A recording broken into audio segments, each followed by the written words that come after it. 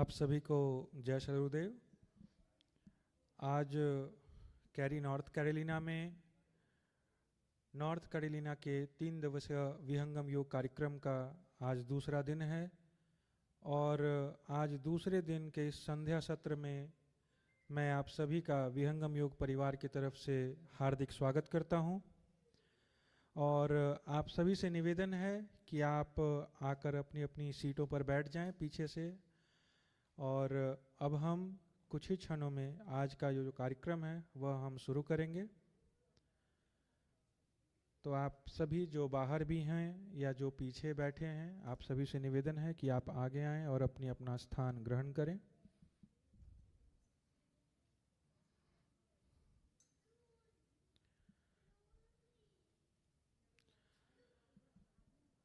सर्वप्रथम आज के कार्यक्रम का आरंभ करने से पूर्व मैं आप सभी का यहाँ पर स्वागत करना चाहूँगा। जैसा कि आप सभी को ज्ञात है कि सद्गुरुदेव भगवान की यह विहंगम योग परिवार अमेरिका में उनका आगमन करीब 9 वर्षों के बाद हुआ है और इस विशेष समय को हम सभी विहंगम योग परिवार के लोग एक उत्सव के रूप में मना रहे हैं। अलग अलग राज्यों में हमारा कार्यक्रम हो रहा है सद्गुरुदेव का। इसी श्रृंखला के क्रम में न्यू जर्सी के बाद हम सभी नॉर्थ कैरोलिना में इकट्ठे हुए हैं।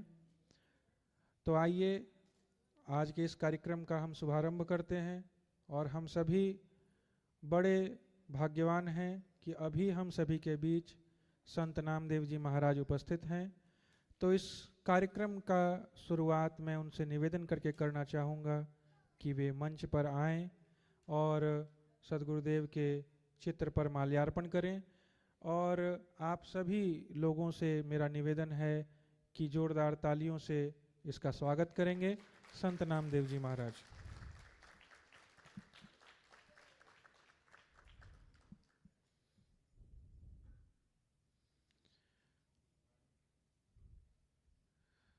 अब संत नामदेव जी महाराज सद्गुरु सदाफल देव जी महाराज के चित्र पर पुष्पार्पण करते हुए जोरदार तालियों से इसका स्वागत करें। बोलिए सद्गुरुदेव की जय। अब संत श्री नामदेव जी महाराज प्रथमाचार्य श्री के चित्र पर माल्यार्पण करते हुए बोलिए सद्गुरुदेव भगवान की जय। अब संत श्री नामदेव जी महाराज से निवेदन है कि वे आसन ग्रहण करें और कुछ ही क्षणों में हम आगे की कार्यक्रम को करेंगे। अब संत नामदेव जी महाराज वर्तमान स्वामी जी के आसन पर पुष्पार्पण करते हुए और अब संत श्री से निवेदन है कि वह अपना स्थान ग्रहण करें।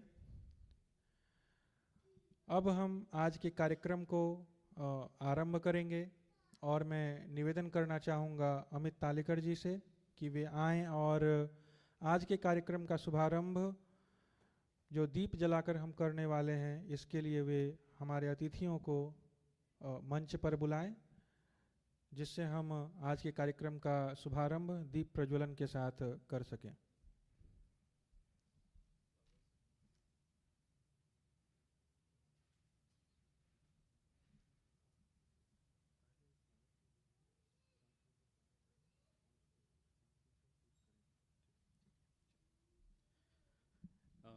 Good evening, everyone.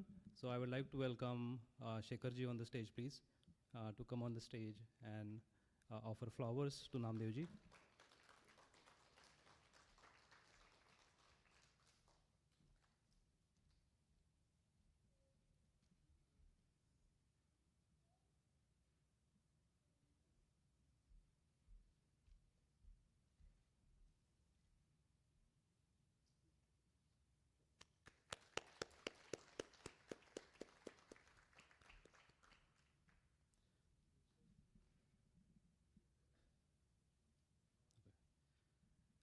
Now I would like to call Satish ji to come on the stage and please do offer flowers to Namdev ji.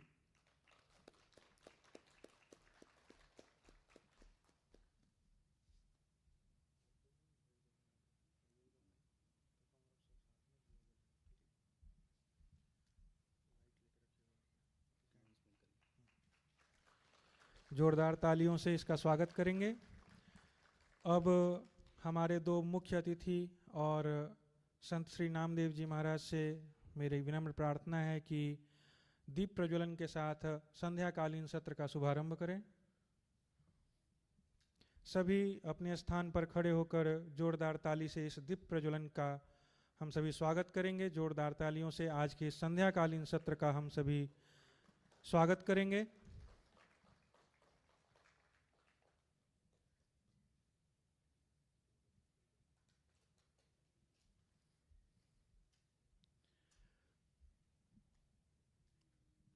संत नामदेव जी महाराज द्वारा दीप प्रज्वलन, जोरदार तालियों से इसकी स्वागत की जाए।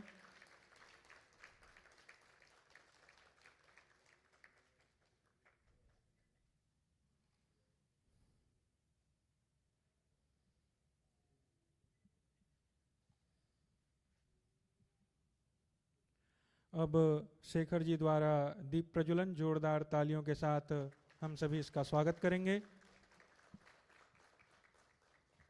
अब सतीश जी के द्वारा भी दीप प्रज्वलन, हम सभी जोरदार तालियों से इसकी स्वागत करें।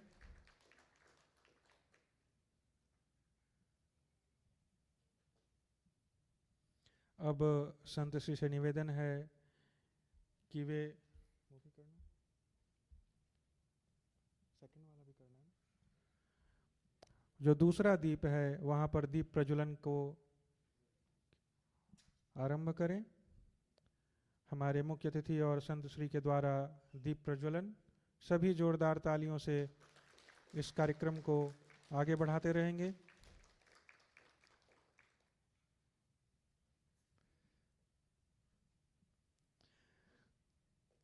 तालियां रुकनी नहीं चाहिए जब तक यह कार्यक्रम हो रहा है।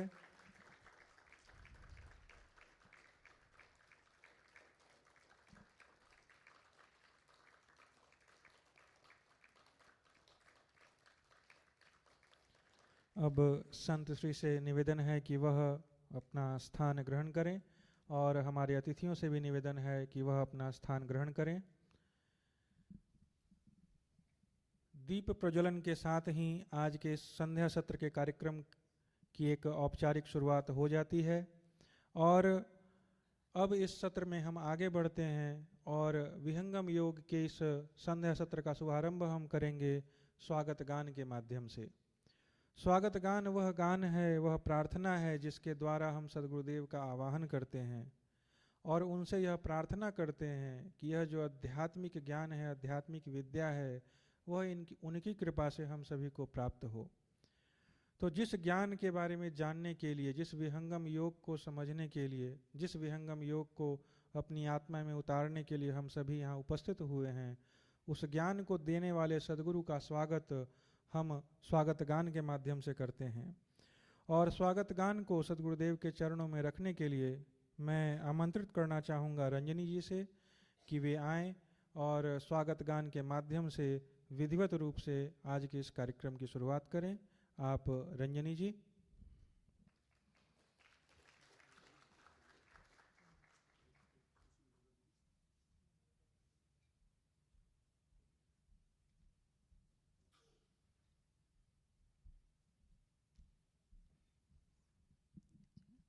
जय सद्गुरुदेव। सभी को स्वागत गान। आज स्वागत नित्य गुरुवर, संत शुभागम आइए, अध्यात्म विद्या दिव्य ज्योति, सोम रस बरसाइए, दोष दुर्गुण दूर करके शुद्ध हंस बनाइए, वेद गम गति ज्ञान गर्जन, शक्ति द्वार हटाइए, कुले द्वारा शब्द सागर, भक्त जन अनवाइए, जन सदा फल विश्व शिक्षा, बेशक शान आन बचाइए। आज स्वागत नित्य गुरुवर संत शुभागम आइए। प्रेम से बोलिए सद्गुरुदेव भगवान की जय।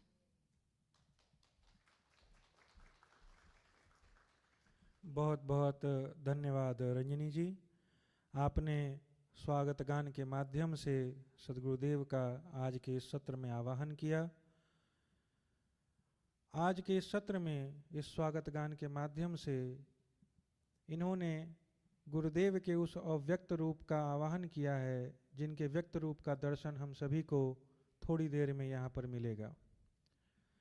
अब सद्गुरुदेव के आवाहन के बाद उनके समक्ष संपूर्ण विश्व के कल्याण के लिए, संपूर्ण विश्व के मंगल कामना हेतु मंगल गान को उनके चरणों में रखने के लिए मैं निवेदन करना चाहूँगा तोसावी जी से कि वे आएँ और मंगल गान को सद्गुरुदेव के चरणों में रखें। हम सभी जोरदार तालियों से उनका स्वागत करेंगे।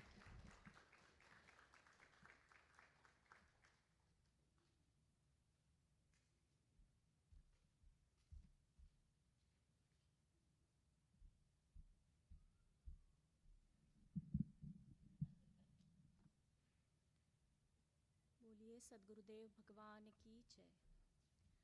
विश्व शांति नाम मंगल परम गुरु को ध्याइए। वर्ग द्वंद्व अशांति दूर कर भाव भेद मिटाइए। विश्व शांति नाम मंगल सार्वभौम समष्टि सत्ता ध्यात्म राज बनाइए। भेष भाषा भाव जगमय ज्ञान पर दरसाइए। समृद्धि सुख शांति धरातल स्वर्ग भूमि बनाइए। विश्व शिक्षक जन सदा फल नीति स्वर अपनाइए। विश्व शांति नाम मंगल परम गुरु को ध्याइए। बोलिए सद्गुरुदेव भगवान की जय।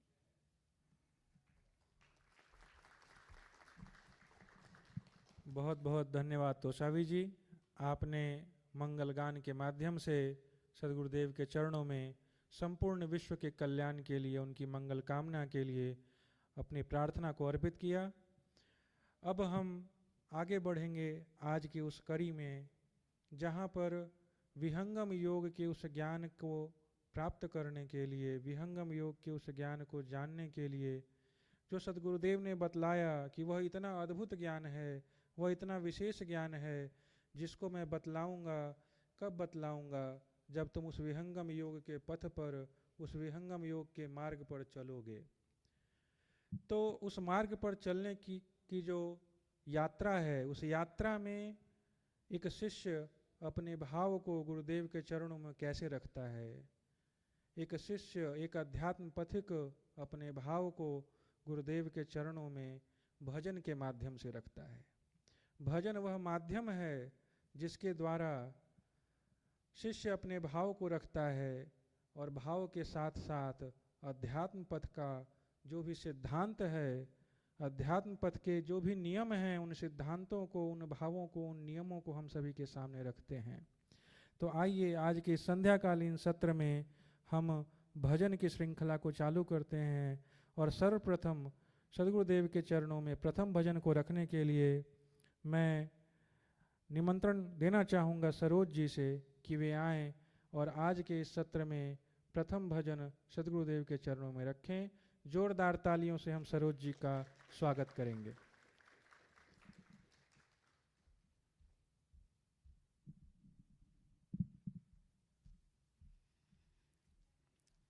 जय सद्गुरुदेव। भजन। कैसे करी हो पार, कैसे करी हो पार, कैसे करी हो पार, कैसे करी हो पार प्रभु जी, कैसे करी हो पार। नहीं संतोष क्षमाशील मोरे, नहीं संतोष क्षमाशील मोरे, नहीं कछु बुद्धि विचार, नहीं कछु बुद्धि विचार। ज्ञान विराग एक नहीं मोरे, ज्ञान विराग एक नहीं मोरे, नहीं कछु कर्म आचार। कैसे करी हो पार प्रभु जी, कैसे करी हो पार। काम क्रोध मद लोभ माया, काम क्रोध मद लोभ माया, रोम रोम में बसत विकार, रोम रोम में बसत विकार। सकल गुण कहाँ ले बरड़ो, सकल गुण कहाँ ले बरड़ो, पार न बरसे हजार। कैसे करी हो पार प्रभु जी, कैसे करी हो पार। विषय माया प्रबल स्वामी, विषय माया प्रबल स्वामी, सुर नर मुनि सब हार, सुर नर मुनि सब हार। ब्रह्मादिक सन कादिक हारे, ब्रह्मादिक सन कादिक हारे, मैं कैसे कहीं हो पार। कैसे करी हो पार प्रभु जी, कैसे कहीं हो पार। कौन विधि तब पद के सुमरो, कौन विधि तब पद के सुमरो, मैं अति नीच गवार, मैं अति नीच गवार। गिरे सदा फल शरण में तेरो, गिरे सदा फल शरण में तेरो, पालक नाम तोहार। कैसे करी हो पार प्रभु जी, कैसे करी हो पार। कैसे करी हो पार, कैसे करी हो पार प्रभु जी, कैसे करी हो पार। बोलिए सद्गुरुदेव भगवान की जय। बहुत बहुत धन्यवाद सरोज जी। यह जो प्रथम भजन है वह भजन शायद हर उस भक्त के दिल की व्यथा है, हर उस शिष्य की स्थिति है जो इस अध्यात्म पथ का पथिक है। कैसे करी हो पार। जब हमारे अंदर इतने दुर्गुण हैं, हमारे अंदर इतनी सारी समस्याएं हैं, ना ही हमारा कर्म उस तरह का है, ना ही हमारे विचार उस तरह के हैं। जब ना हमारा विचार है ना कर्म है और हम उस यात्रा में हैं जो हमारे जीवन का लक्ष्य है। जीवन का लक्ष्य का अर्थ यह हो गया कि हम जो भी कर्म कर रहे हैं, हम जो भी चीज़ अपने जीवन में प्राप्त करना चाहते हैं, जिसके लिए हम इतना मेहनत कर रहे हैं, 10 साल 20 साल हम अपने जीवन का लगा देते हैं, उस लक्ष्य से भी न जाने कितना गुना बड़ा वह लक्ष्य है जो कि आपके जीवन का लक्ष्य है। और उस लक्ष्य को प्राप्त करने के लिए हमारी कोई तैयारी नहीं है। और इसीलिए वह भक्त गुरुदेव के चरणों में कह रहा है कि प्रभु मैं कैसे पार करूँगा इस जगत के बंधन से, इस जीवन मृत्यु के चक्र से, क्योंकि मेरी तो कोई भी तैयारी नहीं है। यही दीनता, यही अधीनता एक अध्यात्म पथिक के अंदर सबसे बड़ा गुण है। और इसी गुण को इस भजन के माध्यम से सरोज जी ने हम सभी के बीच रखा। तो एक बार जोरदार ताली इस भाव के लिए, इस भजन के लिए। भजन श्रृंखला की अगली कड़ी में अब हम उस भजन का, उस भाव का उत्तर गुरुदेव के तरफ से जानने का प्रयास करेंगे। कैसे करी हो पार, कैसे हम उसको पार करेंगे, इसका उत्तर गुरुदेव ने दिया। क्या उत्तर दिया? गुरुदेव ने उत्तर दिया उद्घोषणा से। यह गुरुदेव की उद्घोषणा है संपूर्ण विश्व के लिए। अद्भुत मार्ग योग विहंगम मैं तुमको बतलाऊंगा। यह जो अद्भुत मार्ग है अध्यात्म का, विहंगम योग का, वह बतलाऊंगा। लेकिन कब बतलाऊंगा? यदि विधिवत तुम साधन करी हो अमर लोक पहुंचाऊंगा। गुरुदेव के आदेश का पालन करेंगे, विधिवत नियमित साधना करेंगे, सेवा साधना सत्संग से जुड़े रहेंगे, तो मैं तुम्हें अवश्य अमरलोक पहुंचा दूंगा। तो गुरुदेव की यह उद्घोषणा है जो इस प्रश्न का उत्तर है कि हे प्रभु मैं कैसे पार करूं।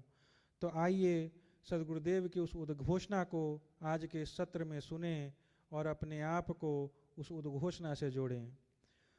तो इस उद्घोषणा को सदगुरुदेव के चरणों में रखने के लिए मैं आमंत्रित करना चाहूँगा नेहा जी से कि वे आएँ और यह उद्घोषणा सदगुरुदेव के चरणों में रखें। जोरदार तालियों से नेहा जी का हम सभी स्वागत करेंगे। आप नेहा जी।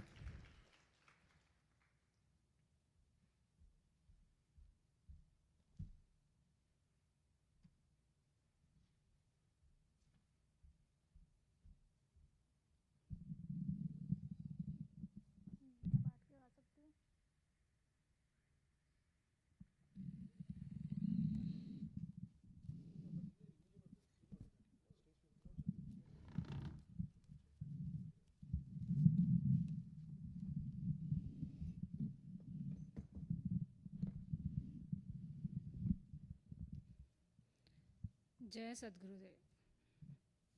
उद्घोष।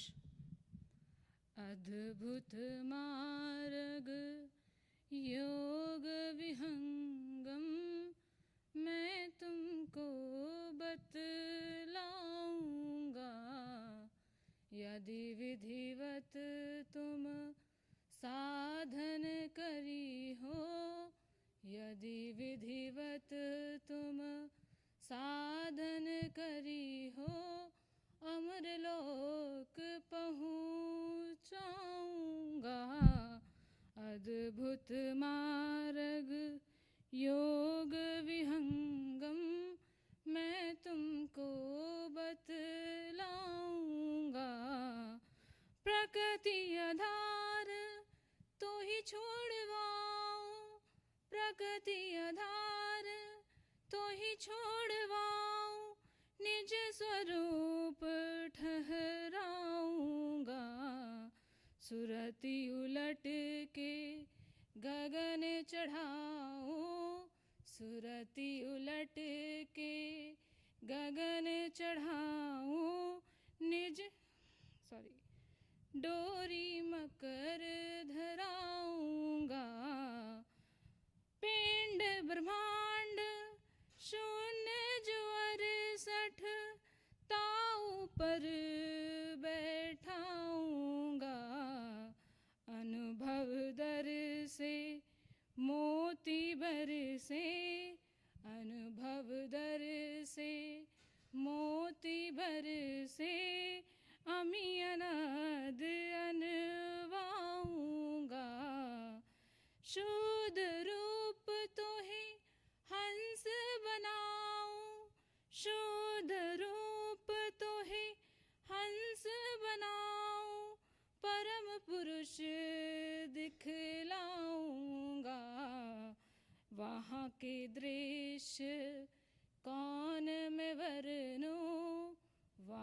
के दृश्य कौन मैं वर्णूं, वाणी बुद्धि न पाऊंगा। महाप्रभु अनंत दया में उनसे तो ही मिलाऊंगा। कहे सदा फल परमानंदा, कहे सदा फल परमानंदा। आवागमन मिटाऊंगा, अद्भुत मार्ग योग विहंगम मैं तुमको बतलाऊंगा। जय सद्गुरुदेव।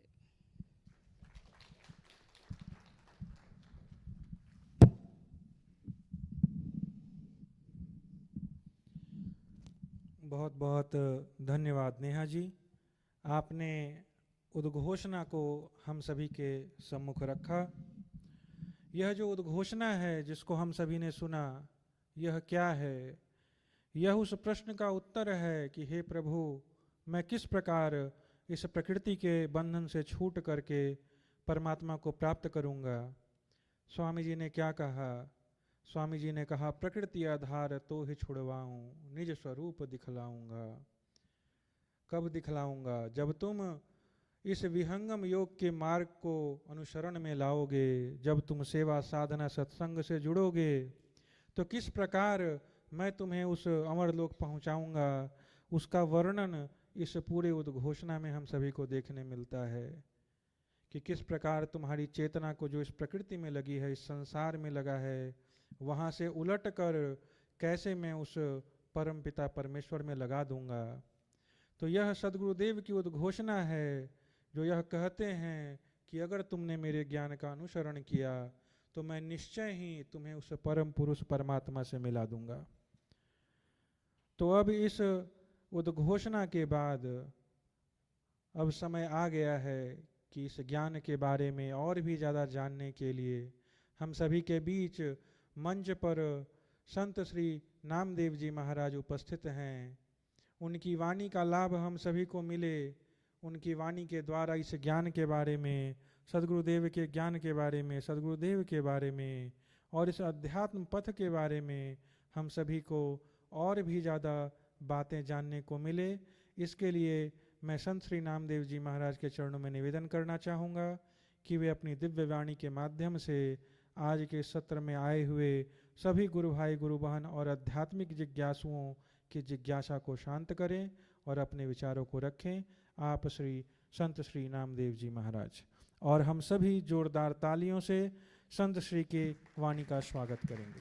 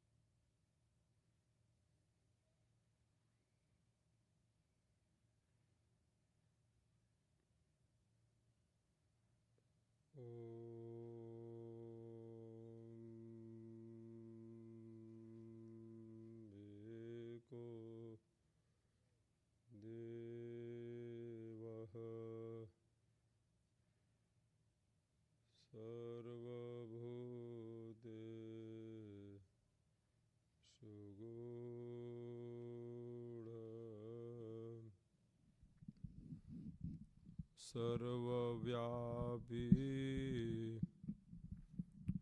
सर्वभूतान्तरात्मा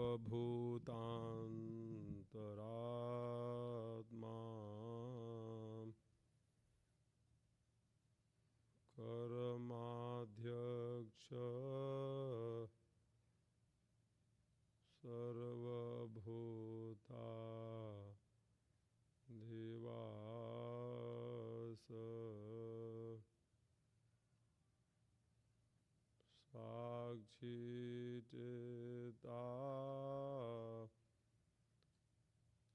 केवलो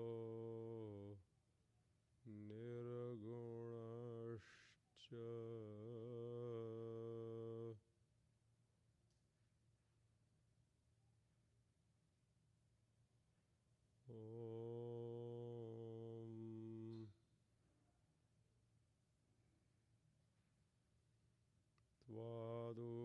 त्वादुतमग्ने अमृतं युगे युगे अव्यवाहं दधिरे पायु मेड्यम् देवासस्य मर्ताश्च जाग्रेभं विभुं विश्वपतिं मनसानिसे धीरे सब तत्वों का ज्ञान है परम पुरुष विज्ञान सहज योग अभ्यास है डोर गमजान सब देवों का देव है परम पुरुष का रूप बिन गुरु प्रभु जीवना मिले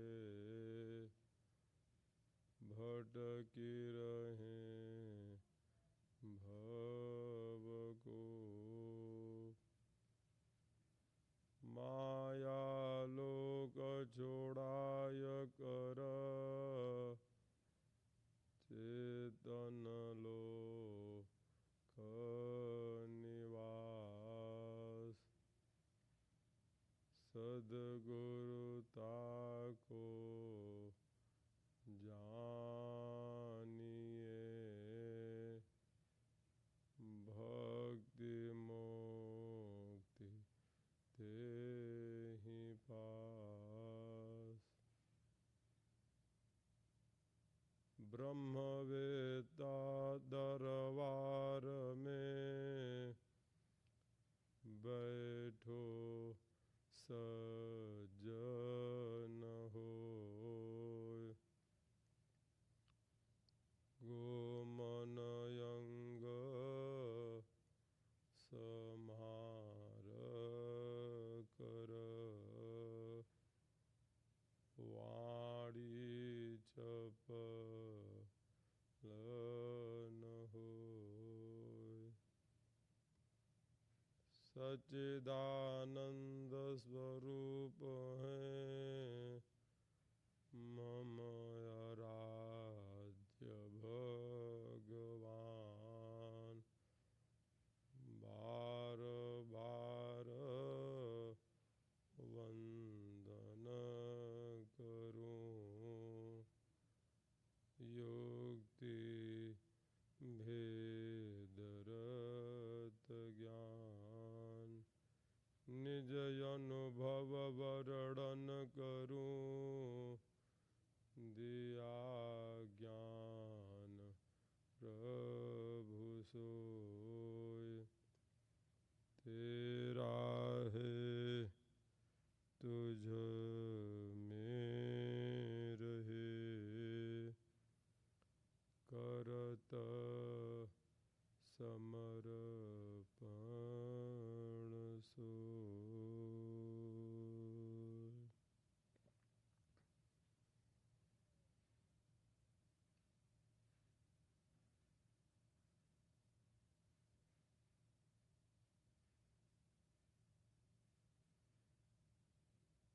परमाराध्य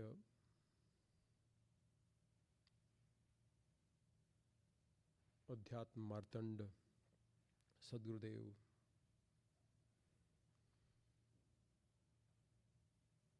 के पावन चरणों में कोटिशः नमन। आज आप सभी उपस्थित हैं इस लघु सत्संग में, जिसका बीज बहुत ही दीर्घ काल का होगा।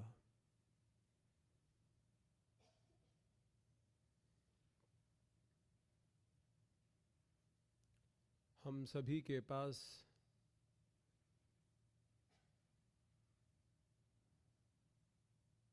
एक अद्भुत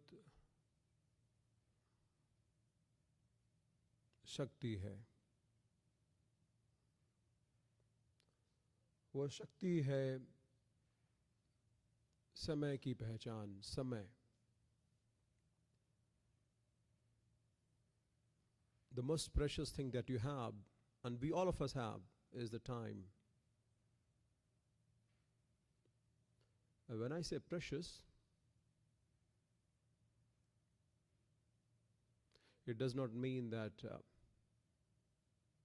it has some logical based value that you can put to.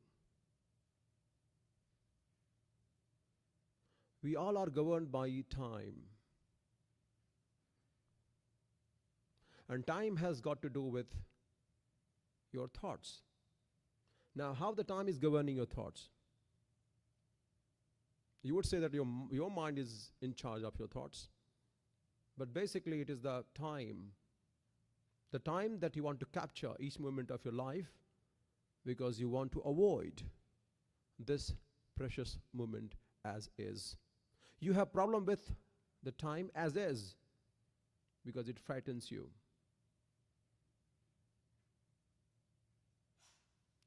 Only if you could realize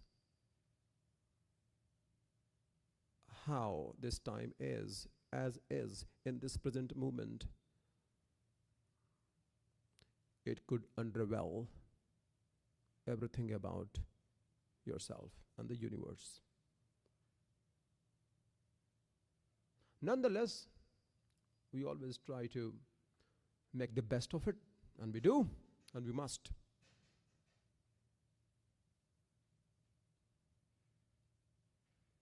But the time eludes you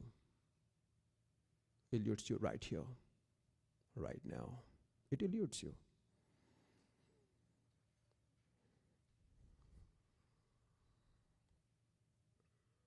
Because you want to capture it.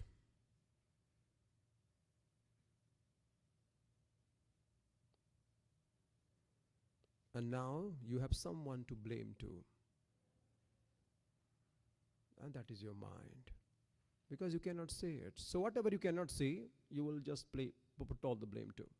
It is the human psychology. So anything that you cannot decipher, that you cannot understand,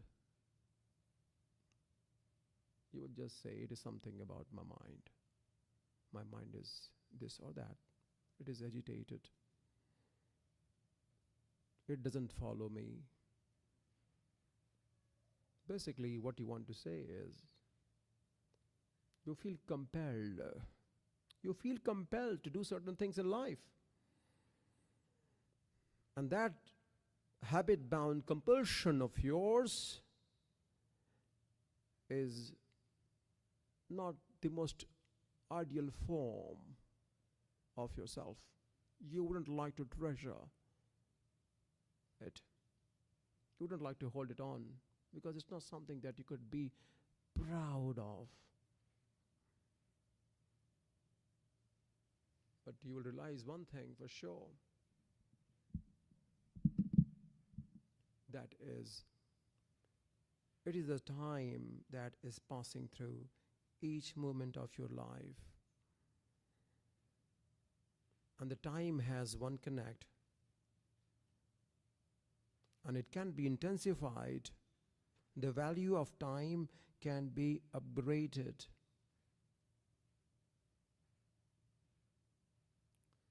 With expansion of your awareness, I can tell you this. You can maximize your time with the expansion of your awareness. That's the only way you can do it. So at this point in time, I have the 5 senses from which I'm receiving all the information. But am I the 5 senses only? Do I have to speak based on what I have learned? Yes, I should. Can't what I have learned be only the reference point for me to speak, so that I could speak something out of what I have not studied, what I have not learned? Because what you have learned has been discovered. Can anyone claim in this hall that you are studying something which no one has ever studied in before? Can anyone do that? Or is there anyone in this hall has studied something out of the world but that no one has ever studied?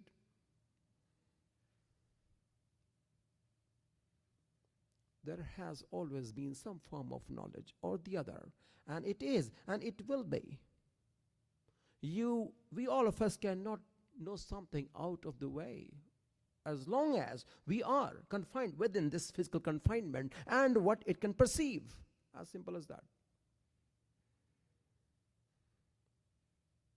Though we must extol, we must appreciate, applaud the advancement that technology today has made. Indeed, yes, it is a matter of a huge feat of achievement. What a human is capable of, indeed, absolutely. But do you think seriously that all the people in the world, and that's the reason why I can tell you one thing with great confidence, and it can go just against me. That's why all the geniuses, they're not good orators. They don't speak much. Have you seen a genius, an engineer, be an orator? Steve Jobs, did he go out and spoke at each event? No, he did not. Mr. Cook is a good orator? What about the Russian president? Oh, he has got a bad name, whatever. Anyone whom you can see has done something out of ordinary, you will see that there is certain patterns that the person has follows, and everyone has done the same. They're not here to mesmerize people by their words, as the politicians do, but they could invent something. Do you see Google CEO come up every single day and make a commentary about something? No. The reason why what is being said here is you are not just bound by the time. And these people are trying to get past their senses to know something much more than this senses can perceive within the confinement of time, And as they stretch it, even 1%, they are able to achieve so much.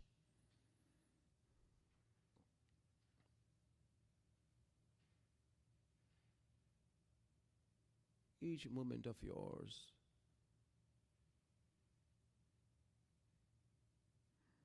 is complete in itself. Each curiosity within you, that brews within you, has the seed of answer that you have been searching for, hankering after.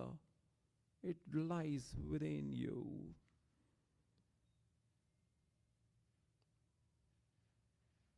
It does. It does. Yes, it does.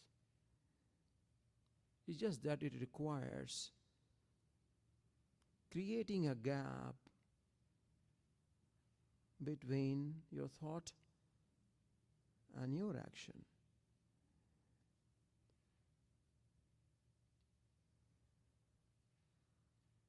And that requires channelizing this human mechanism in the best possible way for what you are most entitled to.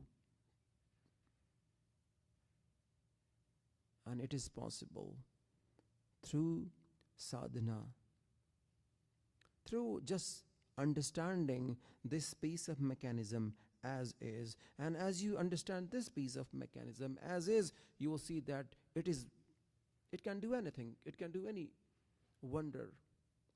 It has all the answers that you seek outside.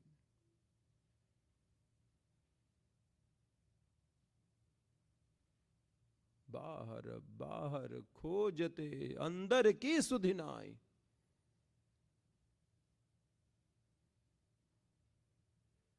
बिन सद गुरु पावो नहीं भटकी बरो जग my.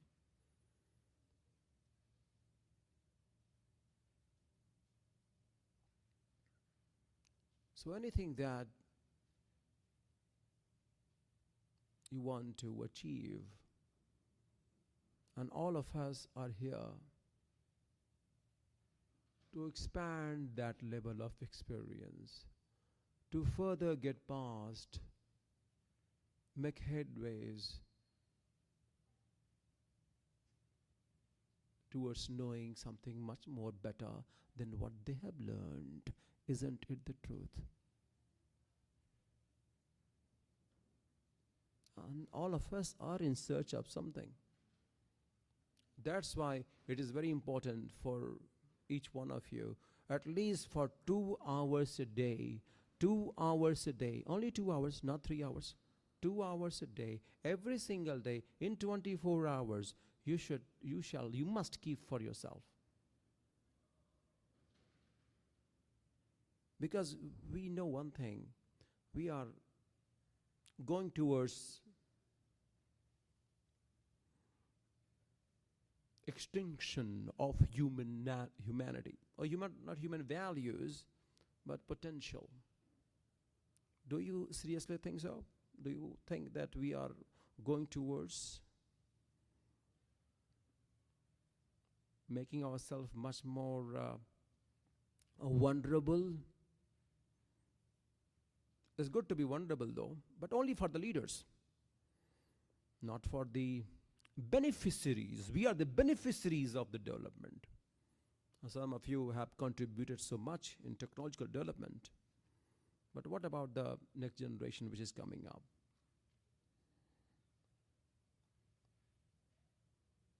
Only 20% of the population of the world are in charge of the rest 80%.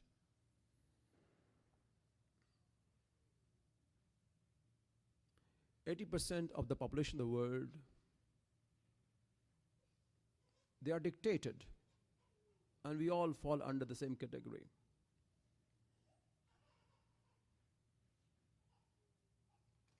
And the reason is,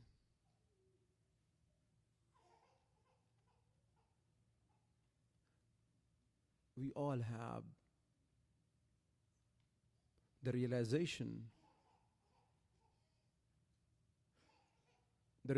of what has been indoctrinated, ingrained within this system. And we cannot find a way out. And we all are confined within this.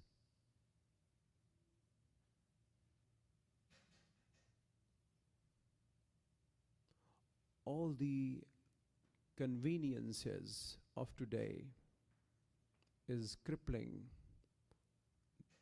the human performance. Everything is being made convenient every single day.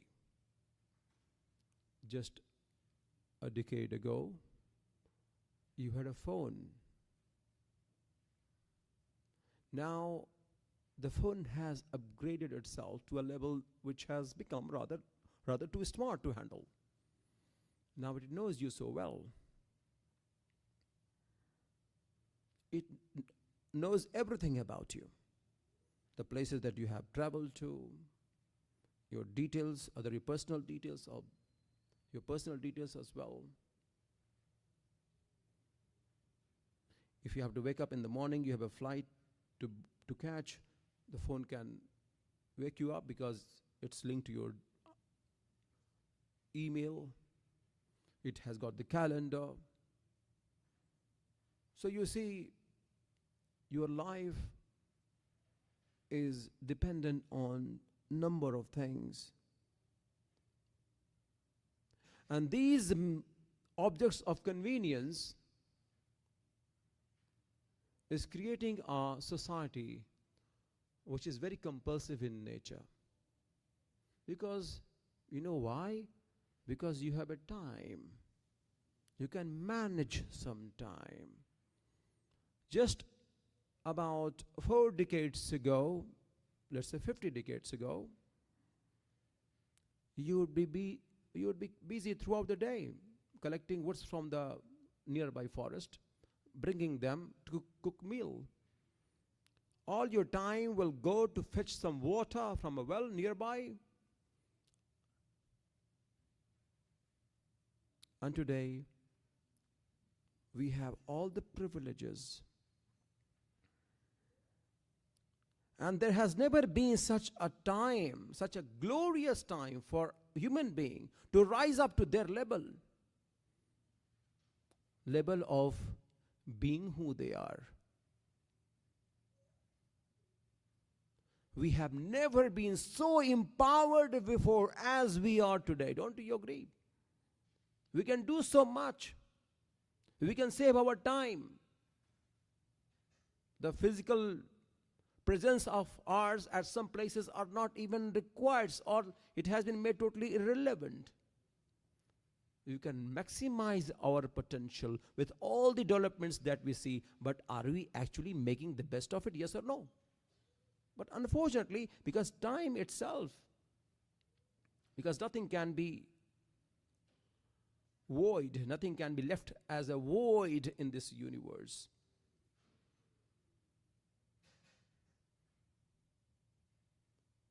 And the only way you can, and at this point in time, as I speak to you, it is pertinent, it is highly important for you to understand this.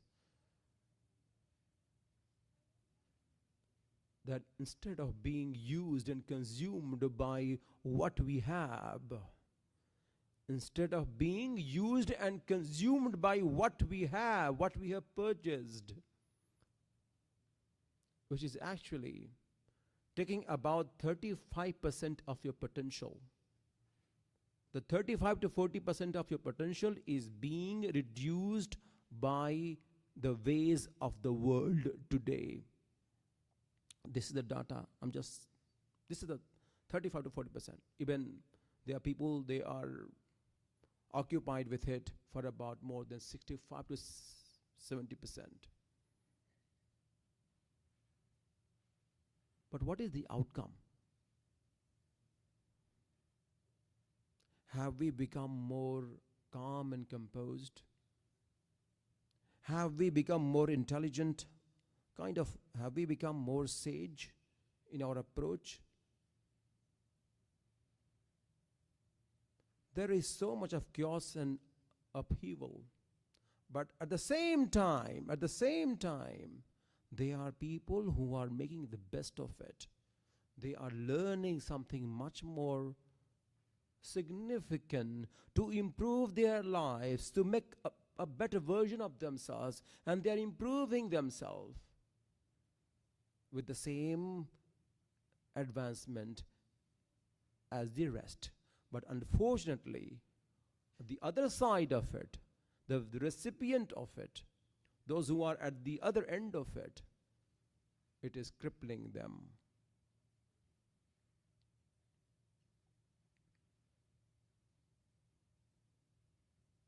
So it is a time that we wake up to this spiritual renaissance, and we have the knowledge of Sadgurudev.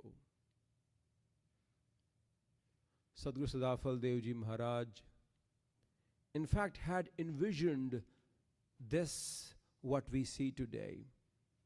And he said that in our third generation, in my third generation, the knowledge of Bhihangam Yoga will disseminate across the globe. The photo, the first picture that you see is of Sadguru Sadafal Devji Maharaj. He was born in 1888.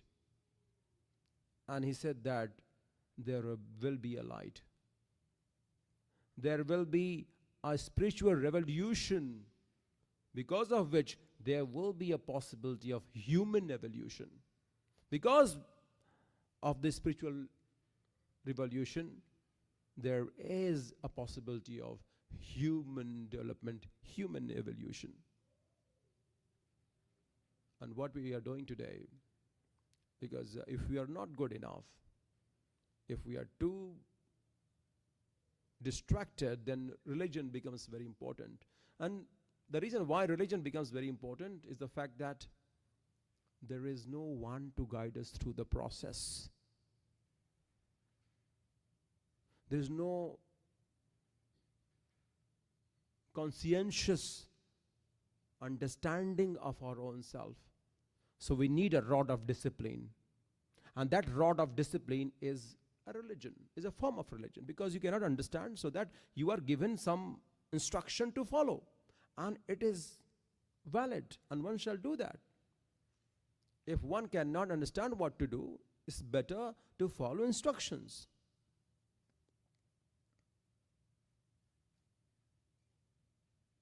But can we confine ourselves within it? So as long as you are within the confinement of your senses,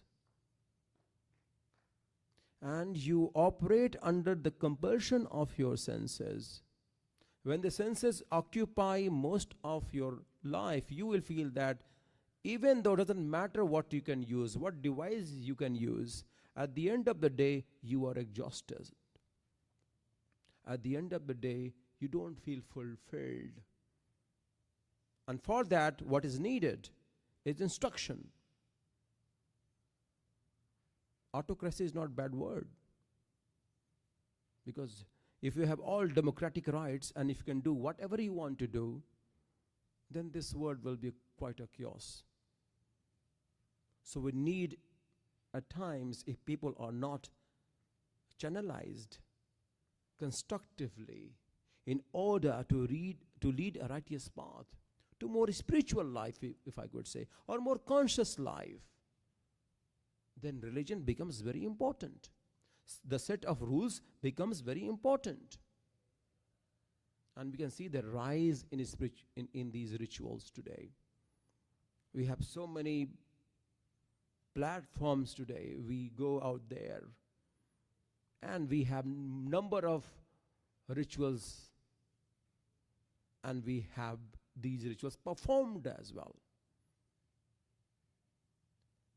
But the eternal science of Brahma Vidya is different from all those rituals. The eternal science of Brahma Vidya, Bhihangam Yoga, talks about the union.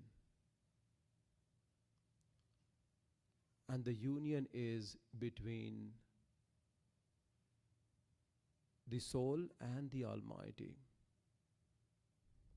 And that is the purpose of human existence. But we are in this world today. That's the ultimate goal. But we are bound by the time. And as long as we cannot expand our awareness, we cannot optimize our potential. Because potential means one thing, maximizing time. Can you tell me one company in the world today, the top notch company of the world, what do they have? At maximum, they have multiplied their times unfathomably. You cannot even imagine how they have multiplied time to generate revenues. Same with your life as well. What are you doing with what you are left with? What are you doing at your convenience is going to characterize your life. If you are left with everything in your life, what would you do? Suppose each one of you who is out here, if you are given everything that you want in your life, what would you do? Think about it. And that's who you are. That's exactly, or whom you have rather become. So even if the circumstances are changed, maybe you have a very deep pocket uncle who can fund you a lot of money. What would you do? Can you actually grow out of your own habit-bound existence and lead a more conscious life? Can that be of any help?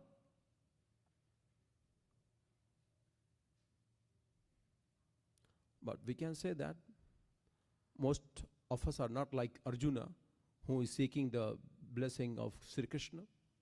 Because in the battlefield he said that even I get the abundance of this universe, it doesn't make sense to me. What will I do to fight here? And in fact, he was crying his eyes out.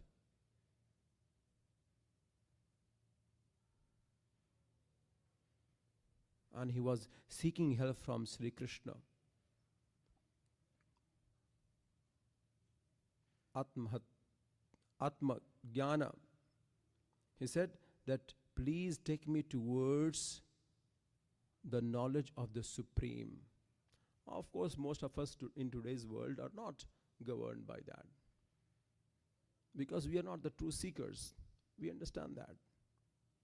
Because we do have materialistic desire and it is very positive. But on the other hand, if you see, those who have made a huge success in their lives have actually multiplied. And the only way they can do it by expansion of themselves, by expansion of their awareness. And that comes only with the disruption of your pattern.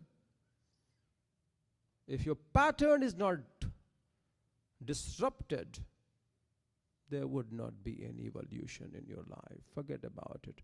And that's the reason why you have been doing puja, you have been going out seeking blessing. And so here, someone has to be right there. A spiritual master which has to come and disrupt you from the pattern that you have been following. Very simple. Because that will create a space for your awareness to expand, and that's how you will be able to utilize, or not utilize, you'll be able to treat your time very differently. Because your perspective will change. Because if your perspective doesn't change about things, then you will be just the outcome and residue of the past events and happenings that you have had, that you have been doing anyway. And if that is okay, then it's fine. And if it's not, then there has to be a change, and that change comes with that gap, that disruption. So any master or Gurudev or Sadgurudev has to come and disrupt the present understanding of yours. If it is too mollycoddling and too good to be true, then maybe it won't change much. And that's the reason why we do need to be receptive. We do actually need to be much more receptive. Because it is the true science. Sadhguru Sadafal Devji Maharaj, when he was just 6 years of age, he would go into the village He was born in a village, but just away from about 1.5 to 2 kilometers away where he was born. He would just go there at the age of 6 and meditate. And people would be amazed to see a child of 6 to wander off in the village. And he made a gufa, a cave for himself. And he would go inside the gufa and meditate. Out of curiosity, and he wanted to study Sanskrit. He went to Varanasi for that. He went to Kashi. But he had an awakening. And the awakening was, rather than reading the scripture, why not to know about the real essence of life? And he came back. He went into deep meditation for 17 long years. Sadhguru Sadafal Devji Maharaj, when he was just 11 years of age. In fact, when he was 6, in fact, he would just go and sit on a higher platform, and he would say that to his family members and other villagers, that I am a yogi of a higher order. Come and take a bow before me. And people would just treat, oh, he's a kid and having a lot of fun. And people, in fact, would come and take a bow before him. It's true. I said, this guy, this is just a kid and saying it. But actually, he did mean so. And when he grew up to the age of 11, he would feel that someone had touched the top of his head. And he would be in deep meditation. Then there was a voice, the sound that he heard during the time of meditation, that this would not lead you to the real place, to the right place. Then he grew anxious even more, and he started wondering off, and he was very inquisitive as where he had heard the sound from, where that sound came from. So just out of that burning desire, he was initiated by Eternal Master. And that Eternal Master is beyond time and space reality. There never has been a time in the past he did not exist. Even he does, and he will be. Anti santam na jahatyanti santam na pashyati. He never dies because he's never born. Devasya pashya kavyam na mamar na jiryati. And then he was initiated into the Bihangam Yoga, Brahma Vidya Bihangam Yoga. Sadhguru began his journey at the age of 11 years. He started meditation. By the time he turned 16 and a half, he had the darshan of Nityanadi Sadhguru. And then he went into deep meditation for 17 long years.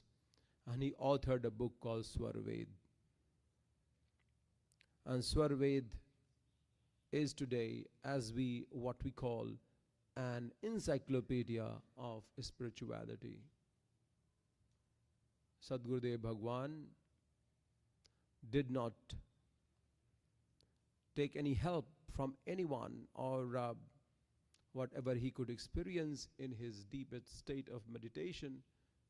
He penned it down in couplets, in Hindi couplets, in Devanagari Bhasha.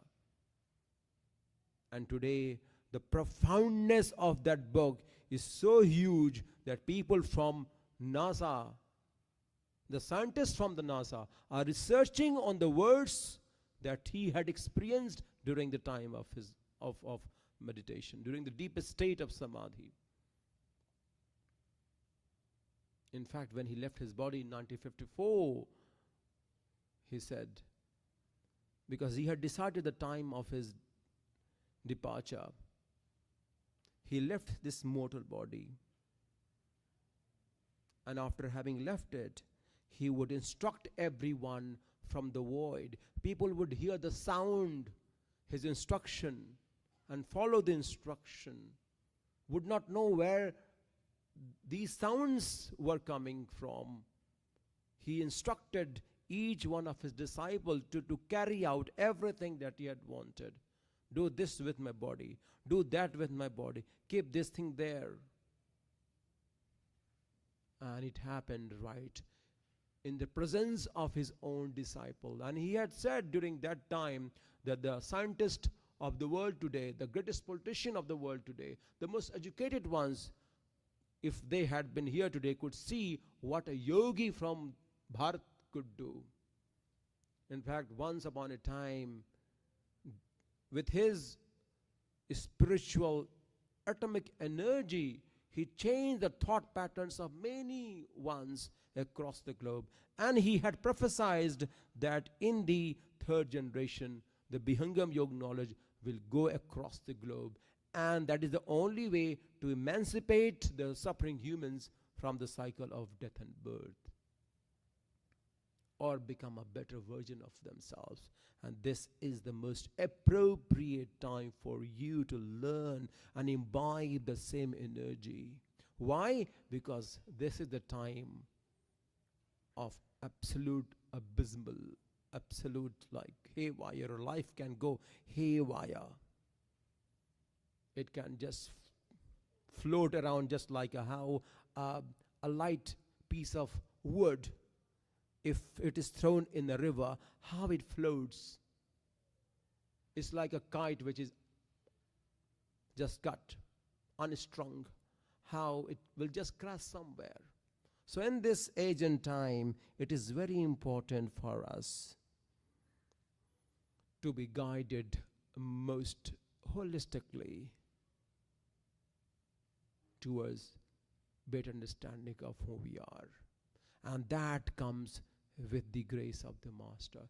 That comes with the sadhana of Vihangam Yoga. Sri Sadhu Safal Devji Maharaj,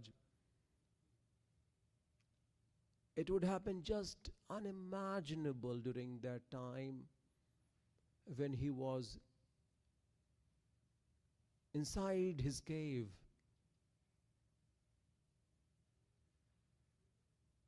And there was nothing out there at that time. There was no one. Because it is a far-flung, it was a far-flung, it still is today. And during that time, he went to a number of places. Sadhudev Bhagwan went to Gujarat. He laid the foundation of an ashram there. He consecrated with his own presence. He founded 5 ashrams from Balia. Then he went to, there is an ashram in Shunya Shikhar, that's in Pauri Garhwal, in Uttarakhand. Then he went to Madhumati ashram in Gaya, Bihar. And he founded so many ashrams, 5 ashrams, and Jhansi, Allahabad, what we know as a Prayagraj today. And he said that in the third generation, my knowledge will be all across the globe. And today it is coming true.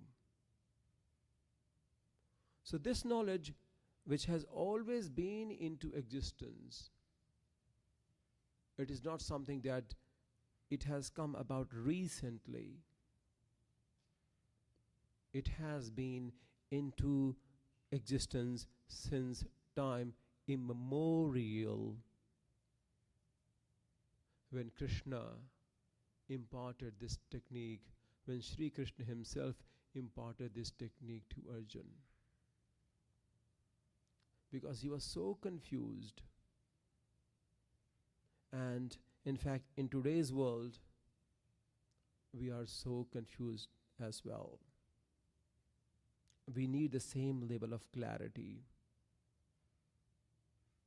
But there was an Arjuna. And at that time there were a number of them, but they could not come to the shelter. They cannot approach because They weren't made of that. They decided not to approach Sri Krishna for help. And we do understand it was all divine design. But Arjun, he himself approached. He sought his help. Gurun hatva hi mahanubhavan. And what he said? Gurun hatva hi mahanubhavan. Shreyo bhaktum bhaksham pihaloke. And he was seeking help from Sri Krishna. Gurun hatva. So, to killing my gurus? How could I do that? Shreyo bhaktum. Shreyo, it is better to bhaktum, to eat. Bhaksham pihaloke. By begging. I can go around and beg and eat. But to kill my own gurus, own family members, I can't do that. Hatvartha kamamstu guruni haiva bhunjiya bhogan rudhir pradigdhan. And he said that, ki having killed them and having acquired all the kingdom, everything, it will be totally saturated with blood. What will I do with that? Even if I won it, but it's better to go and eat by begging rather than killing them.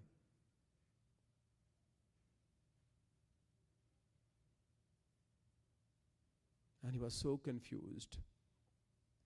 If Bhagwan had wanted, he could have just changed the thought process of everyone, but he did not do so. Instead, what he did was, he instructed Arjun to do what was needed. And this is what we need to understand. It is not about what we believe in. It is not about what and how capable we are to know what we have come to know. It is always little.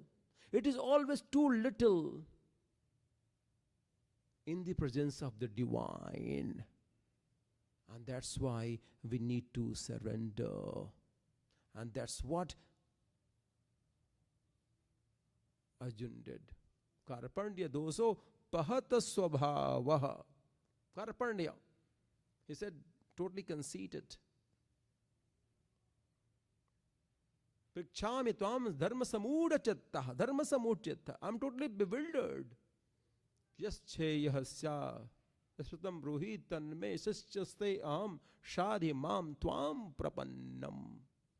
And he goes out seeking the shelter of whom? Sri Krishna, to tell him what he must do in his life. Because he has lost track.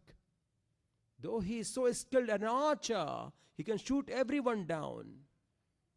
But one is bewildered. Dharma samudha chattaha. The chatta is kinkartabhya vimudha.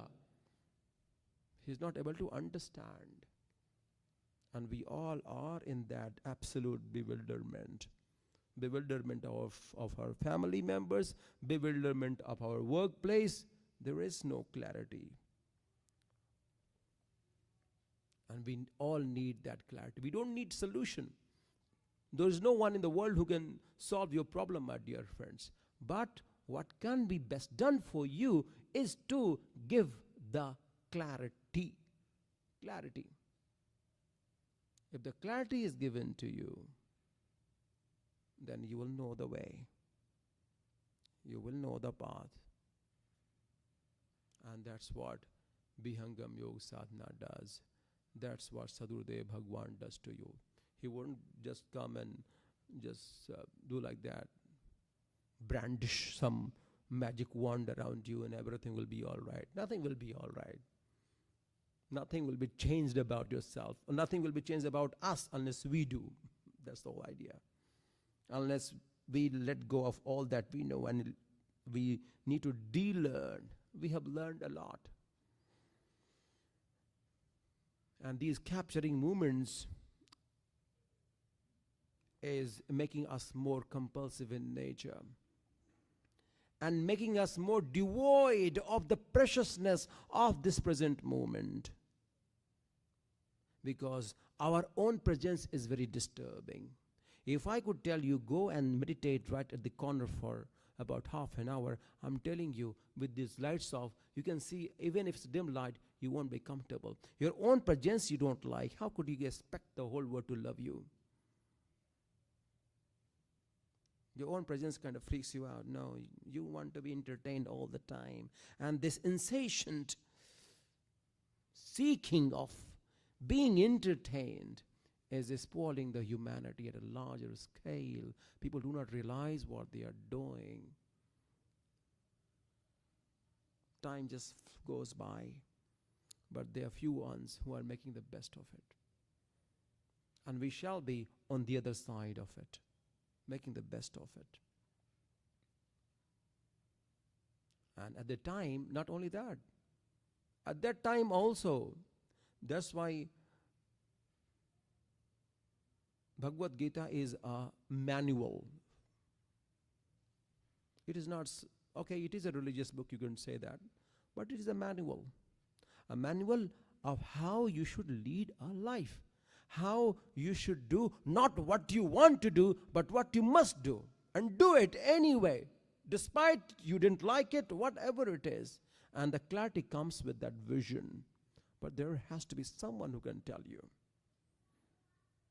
who can equip you with that inner science and light and mechanism through which you can lead your life with that light only. But you have to be receptive to be processed under that. And Vihangam Yoga Sadhana is that ennobling and enabling process that you have to believe in and be regular with the meditation. And you will see that how you are evolving as a human being. As you de-learn whatever you have learned, all that you have learned are only the reference points from you to seek more understanding of what could there be as a possibility, more than what you have learned. As long as what you have learned dictates you, you would be just limited to what and who you are and what you have learned. Nothing more than that. And Sri Krishna said in Bhagavad Gita, because Arjuna was so agitated, and he said, Chanchalam hi manaha Krishna. Chanchalam hi manaha Krishna paramarthi balavadridham. Tasyaham nigraham manye vayu riva sivadusukaram. Because he had the same problem as we all of us do today. So even after 5,000 years, the relevance of Brahma Vidya has not been lost. The time and as the time passed by, the very essence of Brahma Vidya, Vihangam Yoga, lost into time oblivion. But today it has been revolatilized, it has been resurrected by Sadgurudev, Sadhu Faldev Maharaj. It has been resurrected by the energy of his tapasya for 17 long years, and for which the entire humanity is inundated to him and must be, because he has decodified the mystic science, the most arcane philosophy of Vihangam Yoga, and put into the couplets in a very simple language. So here Arjuna is like curious. He said, Chanchalam hi mana Krishna. This mana is just chanchal. It's very capricious in nature. And it's very paramarthi, it's very obstinate. It cannot be mended. And to control it, to nigraha, to curve it, it is more difficult to control the mind than the wind, he said. Vayu riva suduskaram. It is more difficult Then controlling wind. The wind could be controlled, but not the mind. Then Sri Krishna imparts him the technique of Brahma Vidya Bhihangam Yoga. How to tame your mind. How to maximize your potential. Then he imparts him the technique of Brahma Vidya Bhihangam Yoga that we are here to learn today. There are 5 stages of Bhihangam Yoga. Panchachati Nam Yoga. The one that we are here to learn today is the very first one.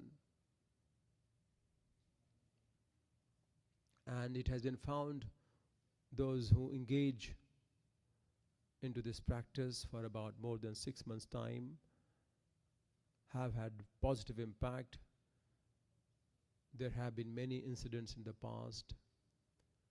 People who were into medication, or there were people who were mostly in the villages of India, as you know. People take up liquor, and those whose family have been really shattered by this habit, Bhihangam Yoga reached there, taught them meditation, and have seen massive changes. In fact, there are number of incidents in the remote parts of India where our tribals, brothers and sisters, they have learned this technique of meditation, and there has been massive transformation in their lives. And now they don't feel like going into that path ever again, because there is a joy within. They have found something much more significant in their lives, and Bhihangam Yoga knowledge, sadhana, have changed their lives forever. And there have been many instances of scholars as well, students as well, who are not able to find focus, but after having meditated for about 6 months of time, found focus and became better student, more responsible citizens. So the only way you can help others by improving yourself, by becoming better version of yourself. So it has a profound impact. In the second stage of Bhihangam Yoga, you are able to purify your thoughts. And what is happening right now at this point in time, and as you know, as I speak to you, and you would actually relate in your life, that most of us are dictated by our emotions. In the first stage of Bhihangam Yoga, your emotions subside. And these emotions are nothing but a memorized version. And these memorized versions are within this body only. Our Sadgurudev says in Swara Veda, Sab sadhana nar deha hai, jnana moksha kar dwar, deva sada phala safala kara, jivana janma samhar. Through this body only, the jnana and moksha, the eternal knowledge and the salvation could be achieved only through this body, only through this human body. And most of us, when our emotions overtake our mind, and this is what we see today at a workplace, at a family, where there's family which are broken. There are people whom do not communicate within the family. Why? Because of this compulsive behavior. Because emotions take over the conscious mind. And the reason why it takes over the conscious mind, because something which has been repeated over a period of time, and it has become the mind itself. It is like each cell of the body knows how you are going to react. Once you have this mountain of memories entrapped within this body of yours, and they instigate you to act in a certain way, then how could you be confident? Is everything so whimsical? It sounds very fairy tale. Because your body cannot be your mind. But unfortunately, people blame the mind because they cannot see the mind, but we have the body as well. And somehow this body instigate you, propel you to act in a certain way. In the first stage of Bhingam Yoga, what happens is you have that discernible power within you. If that is awakened within you, that would allow you to make a wise decision, not to be carried away by the memories entrapped within this body. That is a significant change, a massive change and massive achievement. Just imagine a day you had this in your life, your personal relationship improve. You would not be a reactionary person. You will be transiting from being a compulsive to more conscious human being. This is what the first stage of Bhingam Yoga can do to you. And this has happened to so many other people because there is a change in this mechanism. Because your nervous system from here to your Ajna Chakra, because your thought has got to do somewhere to do with your Ajna Chakra. If that is not opened, or if it is not in right order, you always see that there is an upheaval between Pind and Brahman. This is the Brahman and this is the Pind. There's a conflict within this body only. Once this body, if this is under conflict, how can you expect the family to be happy outside? Whom you can expect to give joy and love to? No one can correct you. This is not possible. Unless this is not fixed, nothing outside of you will be there to fix you. Because it is very important to decipher, to be able to discern and make wise decision. It is the foremost important thing in sadhana, in Bhingam Yoga. It is like, if I give an example, let's say that, okay, just to clarify you a bit more. Suppose that if there is a person like me, who's dressed like me, or maybe there is a gentleman from university nearby, let's say that, all right? And he is totally dressed up really well like a gentleman. If we both go to a temple, for example, okay? And I'm offering puja, so is he. And you could also say that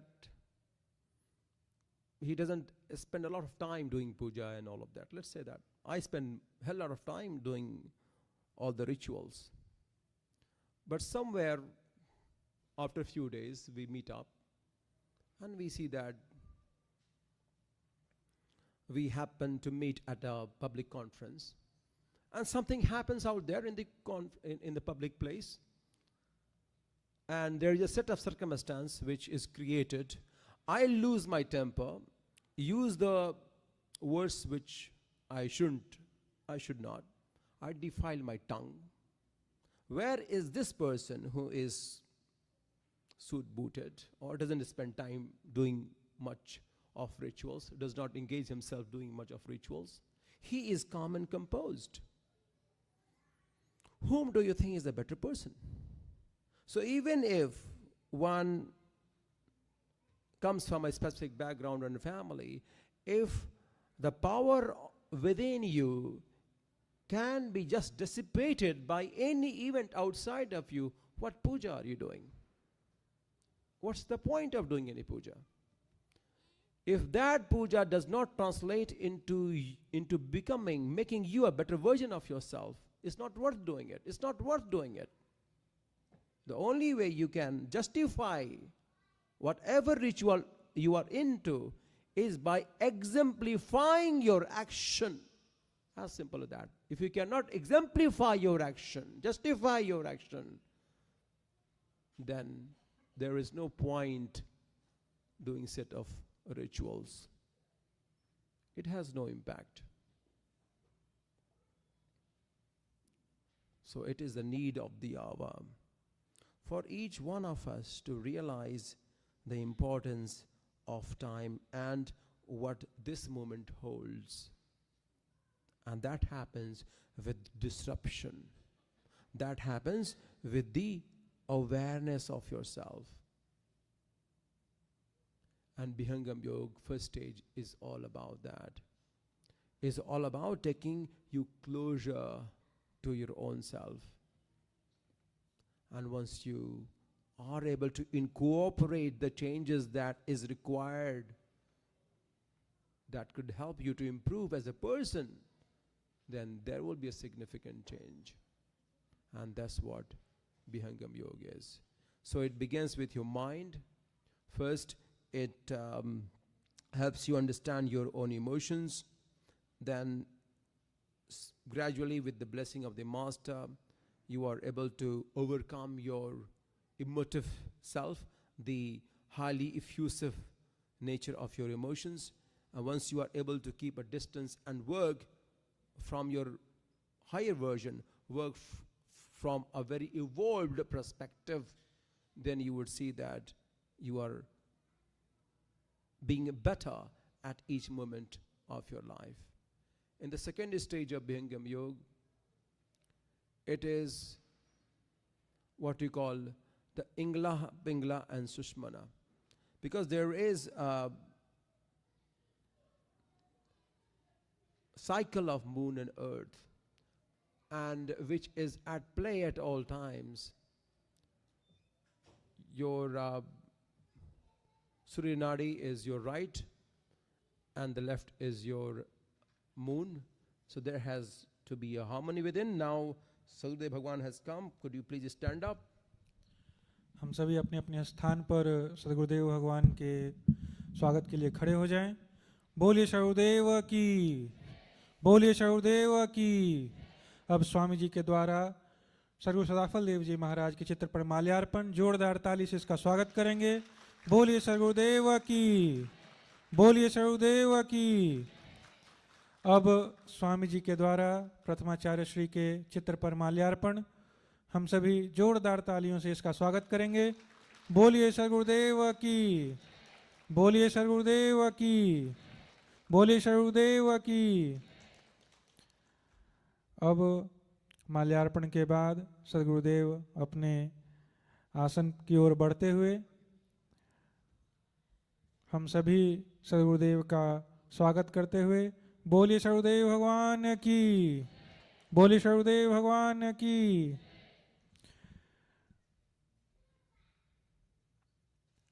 अब हम सभी अपने अपने स्थान को ग्रहण करेंगे।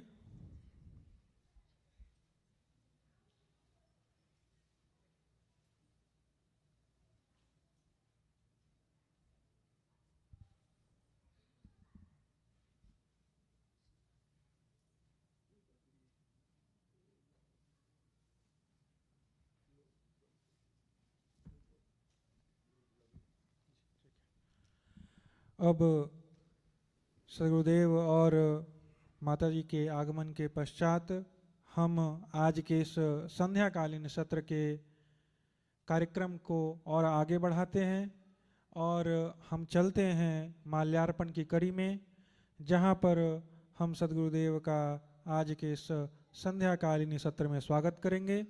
माल्यार्पण की कड़ी को आगे बढ़ाने के लिए मैं बुलाना चाहूँगा योगेश क्षीरसागर जी को कि वे आएँ और सर्वप्रथम सद्गुरुदेव के चरण में पुष्पार्पण करें और उसके बाद आज के इस संध्याकालीन सत्र में हमारे अन्य मुख्य अतिथियों का यहाँ पर सद्गुरुदेव के चरणों में माल्यार्पण के लिए उनको बुलाएं। आप योगेश क्षीरसागर जी। और जब पुष्पार्पण की कड़ी चल रही हो, हम सभी जोरदार तालियों से इस कड़ी का स्वागत करेंगे।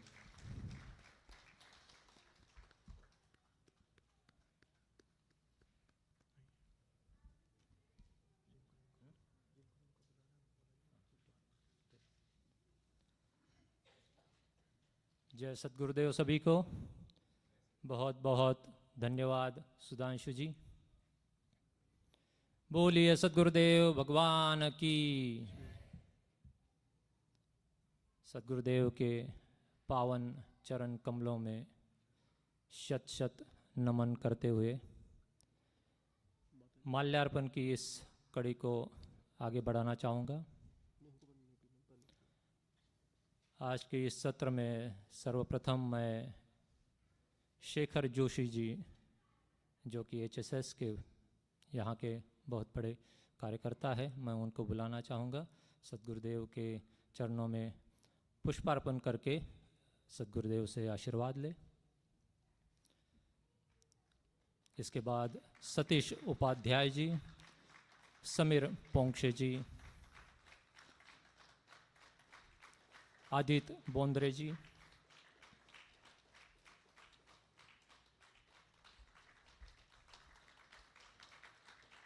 श्रीमान रविशंकर जी,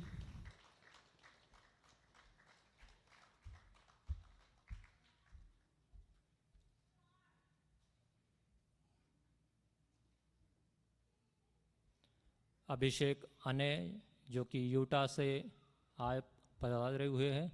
कृपया आप भी सद्गुरुदेव के पावन चरण कमलों में माल्यार्पण करके स्वामी जी का आशीर्वाद लें।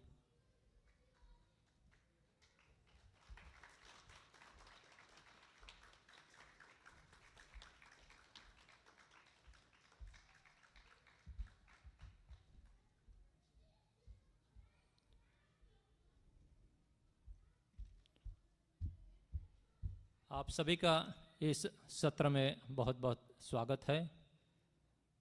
अब हम आगे बढ़ चलते हैं।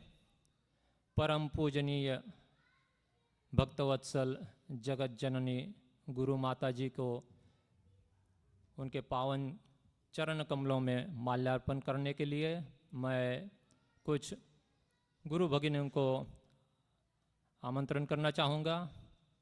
सरोज गुप्ता जी, प्रतीक्षा रासने जी,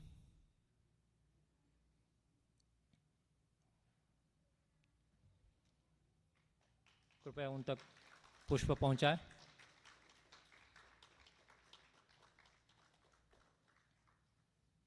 भावना श्रीवास्तव जी,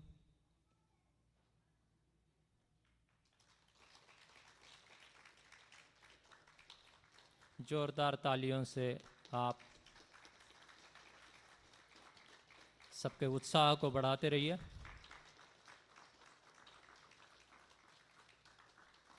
प्राची तलेकर जी,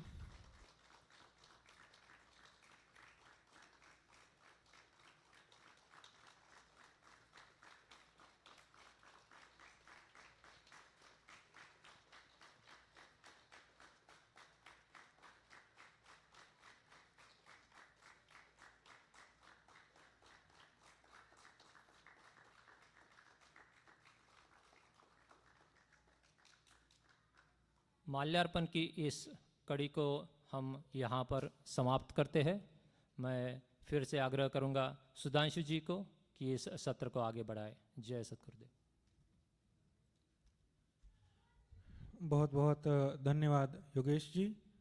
अब आज के इस सत्र में सद्गुरुदेव और परम पूजनीय माता श्री के आगमन के पश्चात अब समय है उस अमृत वाणी का जिसका इंतज़ार हम सभी को बहुत बहुत समय से है। किंतु उस अमृतवाणी की ओर बढ़ने से पूर्व एक भजन सद्गुरुदेव के चरणों में रखने के लिए मैं निवेदन करना चाहूँगा हमारी गुरु बहन रेखा दीदी से कि वे आएँ और एक भजन सद्गुरुदेव के चरणों में रखें। उसके पश्चात हम सभी बढ़ चलेंगे उस अमृतवाणी की ओर जिसके लिए हम सभी आज के इस सत्र में आए हैं। गुरुदेव के उस ज्ञान को सुनने की ओर हम बढ़ चलेंगे। लेकिन उससे पूर्व सद्गुरुदेव के चरणों में एक भजन के लिए मैं निवेदन करना चाहूँगा रेखा जी से। जोरदार तालियों से हम सभी उनका स्वागत करेंगे।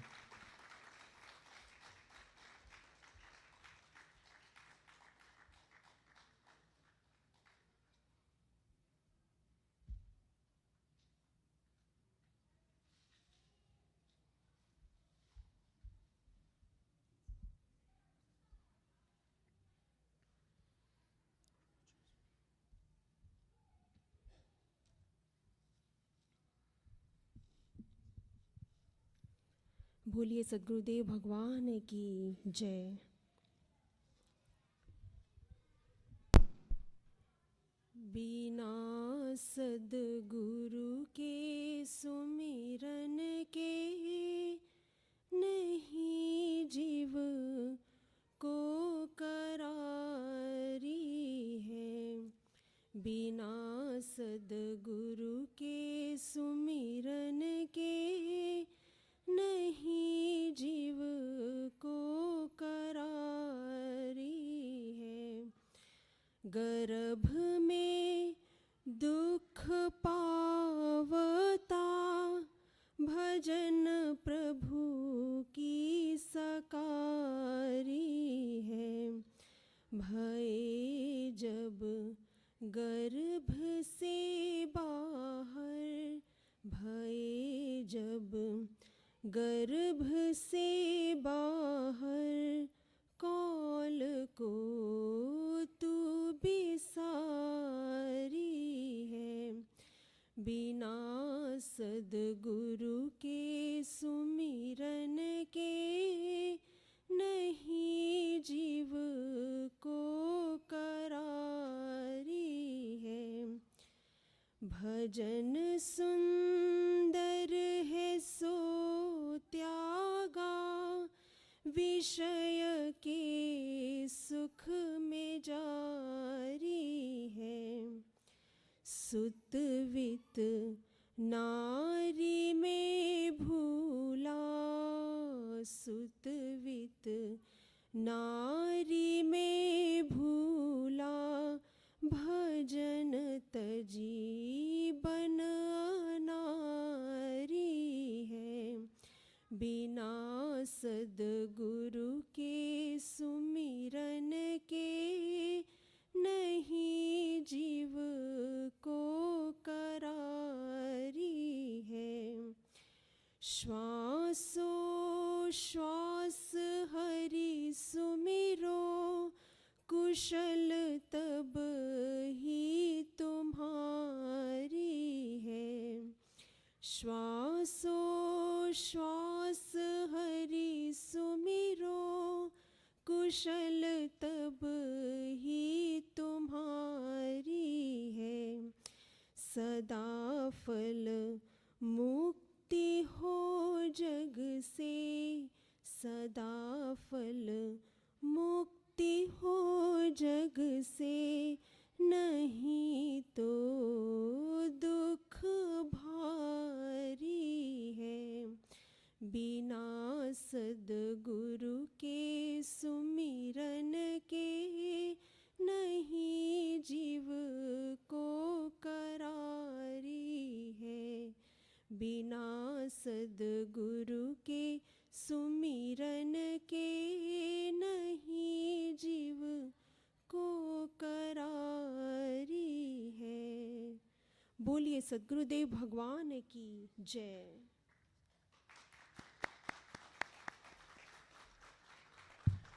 बहुत बहुत धन्यवाद रेखा जी। बिना सद्गुरु के सुमिरन के नहीं जीव को करारी है।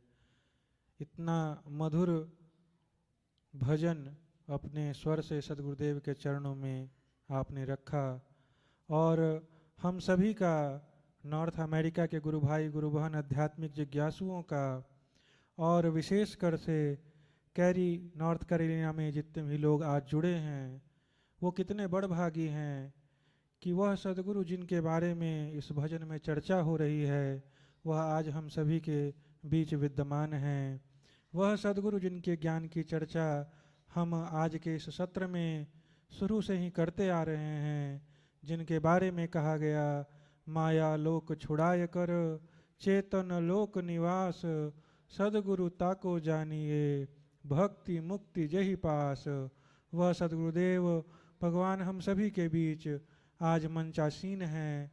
तो आइए हम बढ़ चलते हैं अमृतवाणी की ओर, जहाँ मैं आप सभी के तरफ से सद्गुरुदेव भगवान के चरणों में यह प्रार्थना रखता हूँ कि अपने आशीर्वचनों से, अपनी अमृतवाणी से आज के इस सत्र में उपस्थित और इस सत्र से जुड़े हुए सभी शिष्यों को अपनी अमृतवाणी से, अपनी आशीर्वचनों से कृतार्थ करें आप सद्गुरुदेव और जो भी मंचासीन और मंच पर विद्यमान सेवक हैं वह माइक को स्वामी जी के सामने लगाने का कष्ट करेंगे और फिर हम बढ़ चलेंगे अमृतवाणी के लिए।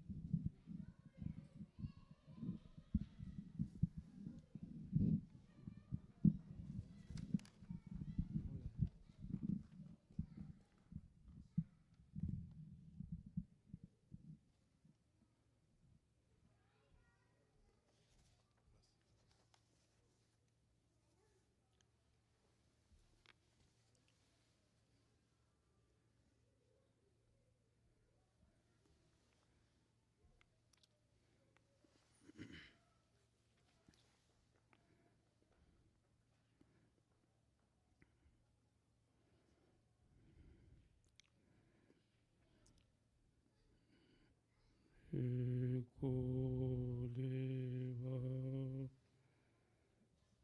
सर्वभूतेषु गूढ सर्वव्यापी सर्वभूतान्तरात्मा कर्माध्यक्षः सर्वभूता निवासः साक्षी चेता केवलो निर्गुणस्य त्वमीश्वराणां परमं महेश्वरम् तं देवतानां परमं च दैवतं पतिं पतीनां परमं परस्तात् वेदामदेवं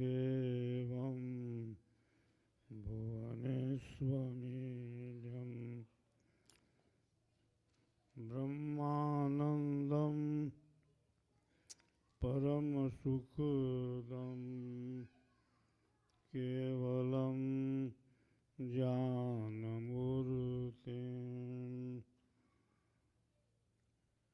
द्वन्द्वातीतं गगनसदृशं तत्समस्या विलक्षणम् एकं नित्यं विमलमचलं सर्वधी साक्षिभूतं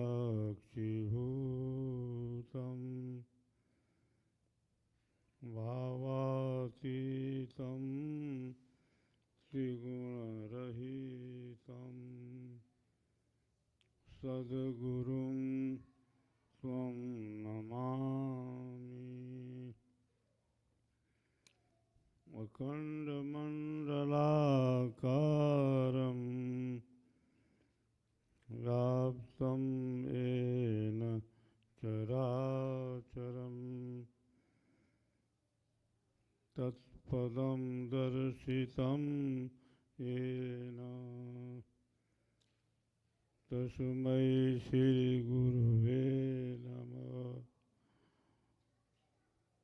गुरुर्ब्रह्मा गुरुर्विष्णु गुरुदेवो महेश्वरः गुरुः साक्षात् परब्रह्म तस्मै श्रीगुरुवे नमः। वन्दो मैं परम गुरु जिन यह ज्ञान प्रसार देव सदा फल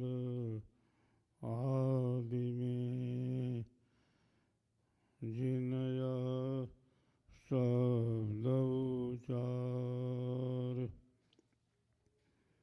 आदि अंत अरु मध्य में शाश्वत जाको सेव अमृत अंतर यामि हो। नमो नमो मम देव। दुर्लभ सद्गुरु पंथ है भाग्यवान नर पाय। देव सदा फल हरि कृपा तब अमरा पुर जाय।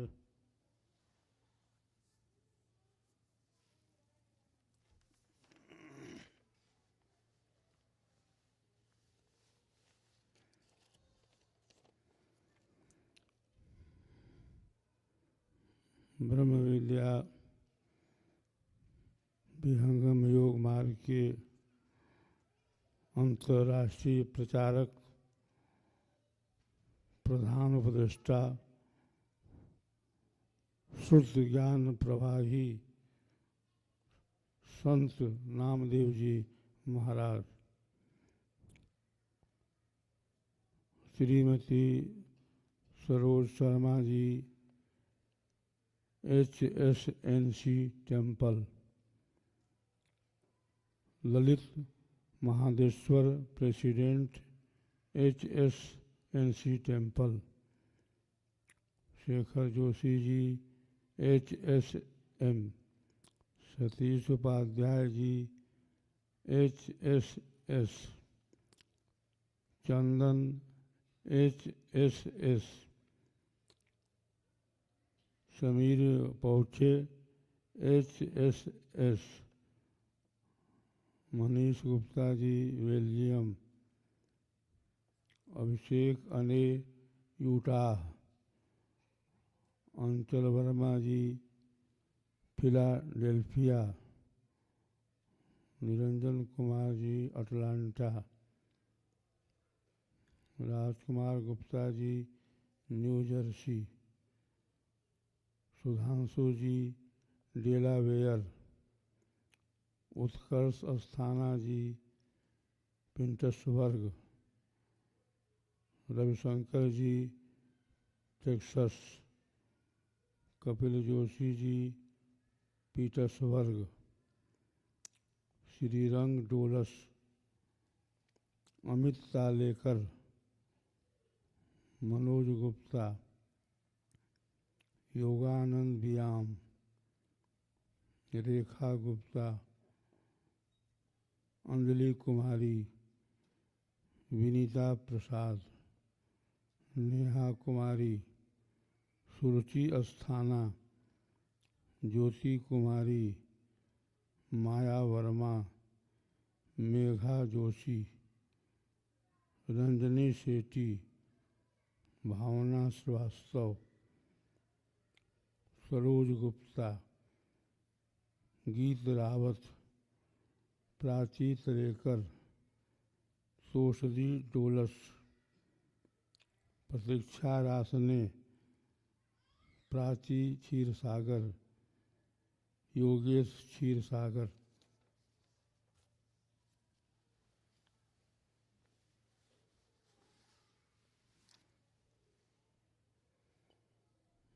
बड़े ही हर्ष का विषय है कि मुझे आप लोगों के बीच आकर के भारत देश के संदेश को सुनाने का शुभ अवसर मिला है। मैं उस देश का निवासी हूँ जिसे कहते हैं भारतवर्ष, जहाँ पर भगवान राम अवतरित हुए, जहाँ पर भगवान कृष्ण अवतरित हुए, महावीर स्वामी हुए, जहाँ पर सदगुरु कबीर हुए, नानक साहब हुए, स्वामी दयानंद हुए, विवेकानंद हुए, सूरदास हुए, तुलसीदास हुए। भारत जो है ऋषियों की भूमि रही है। भारत देश के अंदर समय समय पर अनेक ऋषि महर्षि अवतरित हुए, जिन्होंने अपनी तपस्या के आधार पर, अपने अनुभव के आधार पर, अपनी साधना के आधार पर सारे विश्व को आकर्षित किया। उसी कड़ी में आध्यात्मिक संसार में, आध्यात्मिक जगत में एक महान योगी का अवतरण हुआ, जिन्हें हम सदगुरु सदाफल देव जी महाराज के नाम से जानते हैं। सदगुरु सदाफल देव जी महाराज का अवतार 1888 ईस्वी में भारत देश के अंदर उत्तर प्रदेश के बलिया जिले के अंदर पकड़ी गांव में हुआ था।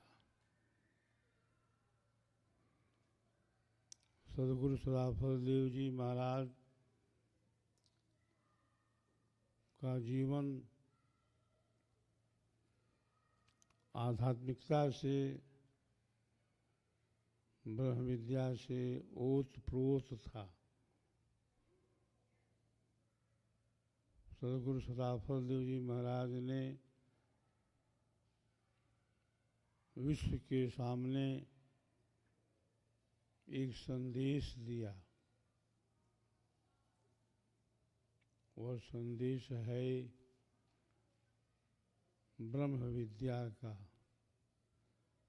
वह संदेश है परा विद्या का। वह संदेश है विहंगम योग का। वह संदेश है सहज योग का। हम सभी मानव हैं। परमात्मा ने हमारे पास अनेक तरह की शक्ति दी है। सबसे पहले शक्ति हमारे शरीर की है। इसके बाद शक्ति हमारी इंद्रियों की है, फिर मन की है, फिर बुद्धि की है। हमारे प्राणों में भी एक विशेष शक्ति है। हमारे विचार में शक्ति है।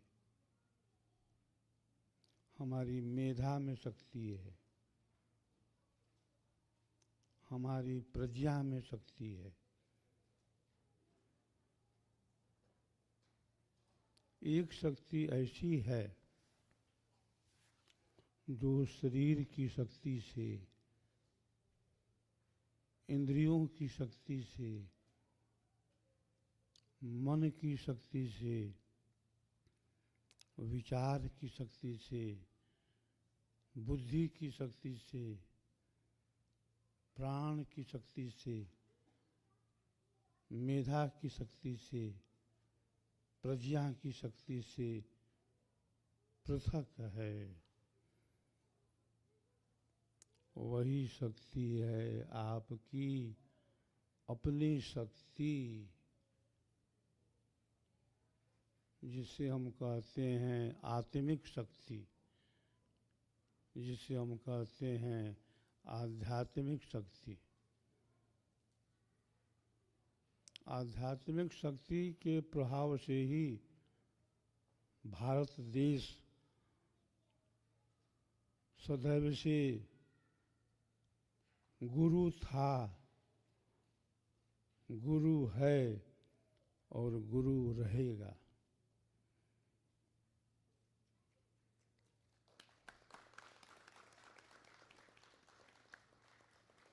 भारत का अर्थ क्या है? जहाँ से प्रकाश निकल रहा है, जहाँ से प्रकाश का उदय हो रहा है। भारत देश के अंदर ही आध्यात्मिक सूर्य का उदय हुआ। विहंगम योग के प्रणेता सदगुरु सदाफल देव जी महाराज का जो ज्ञान है, उस ज्ञान का आधार इंद्रियां नहीं है, मन नहीं है, प्राण नहीं है, कोई साहित्य नहीं है, कोई दर्शन नहीं है, कोई वाङ्मय नहीं है, कोई थोथा वाचक ज्ञान नहीं है।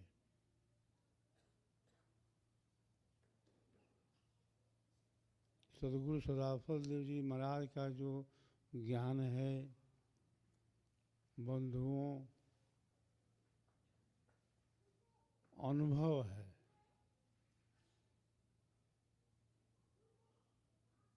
अनुभव की जो भूमि है वो भी कई तरह की है।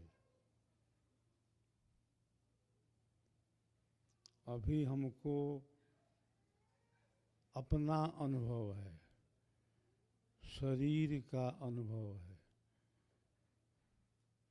संसार का अनुभव है, भौतिक जगत का अनुभव है। अनुभव है सगे संबंधियों का, अनुभव है परिवार समाज का, अनुभव है धन का, लक्ष्मी का, अनुभव है बैंक बैलेंस का, अनुभव है व्यापार बिजनेस का, अनुभव है अपनी सर्विस का, अपनी नौकरी का। अपना अनुभव कहाँ है? जब तक अपना अनुभव नहीं है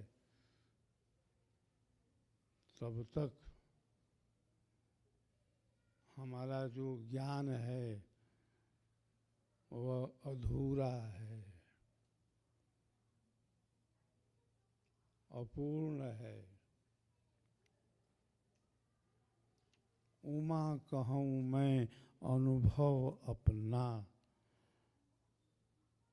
सत हरि भजन जगत सब सपना। सदगुरु सदाफल देव जी महाराज ने कहा कि अपना अनुभव करो कि तुम क्या हो, मैं कौन हूँ।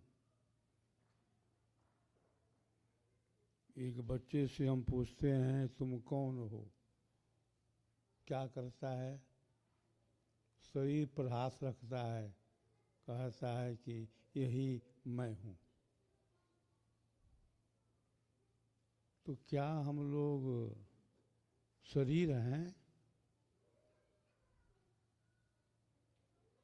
आँखों से हम देख रहे हैं। कोई कहता है कि हम आँख हैं। कानों से हम शब्दों को सुनते हैं।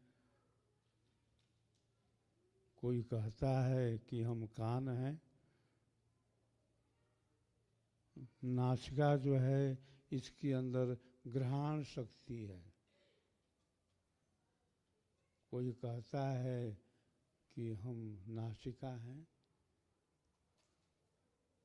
जिह्वा के अंदर क्या है? रस है। हम स्वाद लेते हैं। क्या मीठा है, क्या तीता है, क्या कषाय है, क्या कड़वा है। कोई कहता है कि हम जिह्वा हैं। हमारी जो त्वचा है इससे हम स्पर्श करते हैं।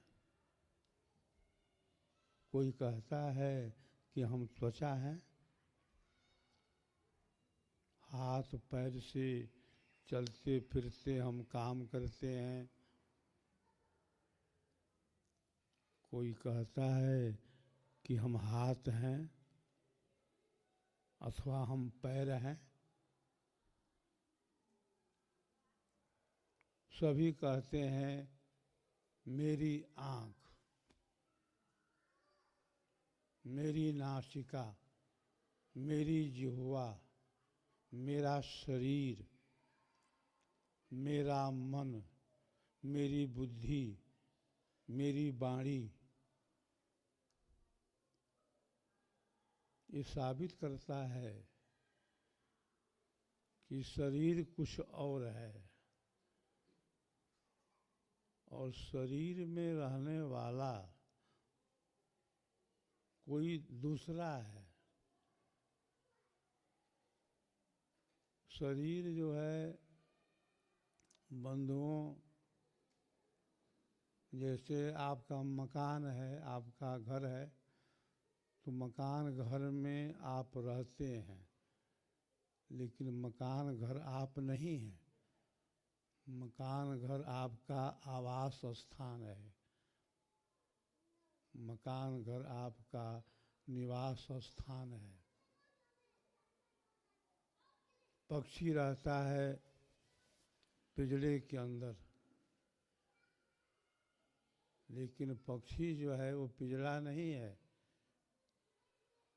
पिंजरा उसका घर है। पिंजरे में वह रहता है। पुरुष कौन होता है? पुरी शेते इति पुरुष। जो इस शरीर रूपी घर में, मंदिर में, पुरी में रहता है, उसका नाम पुरुष होता है। तो बंधुओं, यह जो शरीर है यह हमारे रहने का घर है, हमारा मकान है, हमारा निवास स्थान है। शरीर में तो हम रहते हैं, मकान में तो हम रहते हैं, लेकिन हम मकान नहीं हैं, हम शरीर नहीं हैं। शरीर हमारे रहने का निवास स्थान है, घर है। अपनी पहचान हमारी किससे है? शरीर से नहीं है। पहचान है शरीरी से। शरीर में रहने वाले से पहचान है। हम जीव हैं,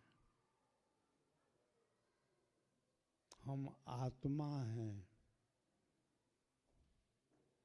भगवद गीता के अंदर भगवान कृष्ण ने कहा कि आत्मा जो है, जीव जो है, वो नित्य है,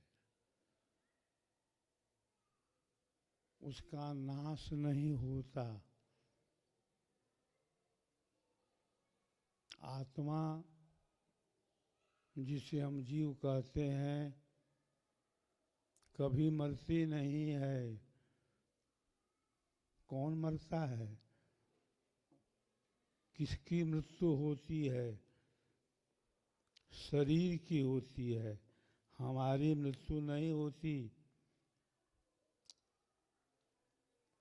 भगवत गीता कहती है न जायते म्रियते वा कदाचिनायम भविता वा न भूयः अजो नित्यः शाश्वतोऽयं पुराणे न हन्यते हन्यमाने शरीरे। भगवत गीता के अंदर भगवान कृष्ण कहते हैं कि जो शरीरी आत्मा है उसको कोई जला नहीं सकता, उसको हम शस्त्र से काट नहीं सकते, वायु उसको सुखा नहीं सकती, अग्नि जला नहीं सकती। मृतक जो शरीर है उसको हम जला देते हैं, उसमें कोई पाप नहीं लगता। लेकिन जीवित प्राणी को अगर जला दिया जाए तो पाप हो जाता है। जीव निकल गया, प्राण निकल गया, शरीर जो है मिट्टी का हो गया, उसको जलाने में कोई पाप नहीं है। शरीर दाहे पातका भावात् मृतम शरीरम उदसृज्य काष्ठलोष्ठ समम क्षितौ विमुखा बांधवा यान्ति धर्मस्त्वमनुगच्छति। महाभारत में कथा आती है कि जब शरीर से शरीरी आत्मा निकल जाती है तो यह जो शरीर है मिट्टी के समान हो जाता है। जैसे सूखी हुई कोई लकड़ी है उस तरह से हो जाता है। बांधवगण उसको जला देते हैं। धर्मस्त्वमनुगच्छति, जो धर्म है, जो भक्ति है, जो ज्ञान है, वही जीव के साथ जाता है।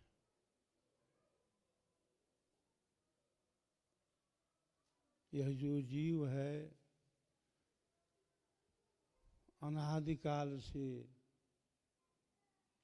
माया के फंदे में, माया के जाल में पड़ा हुआ है। ठिकाना है? कितनी बार हम शरीर धारण किए, कितनी बार हमें माता पिता मिले, भाई बहन मिले, स्त्री मिली, बच्चे मिले,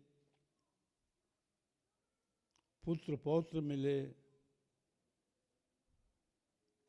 और यह जो चक्र है अनादिकाल से चला आ रहा है।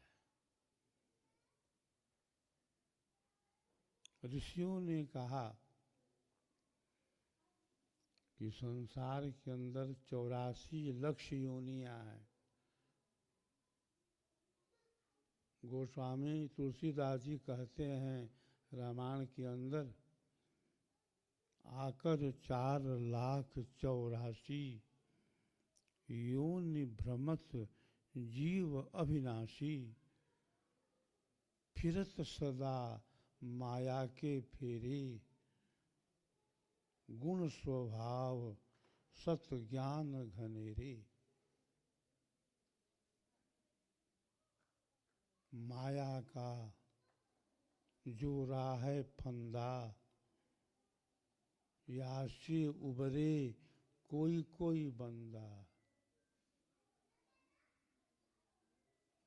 तो यह जो चक्र है 84 का जीव के साथ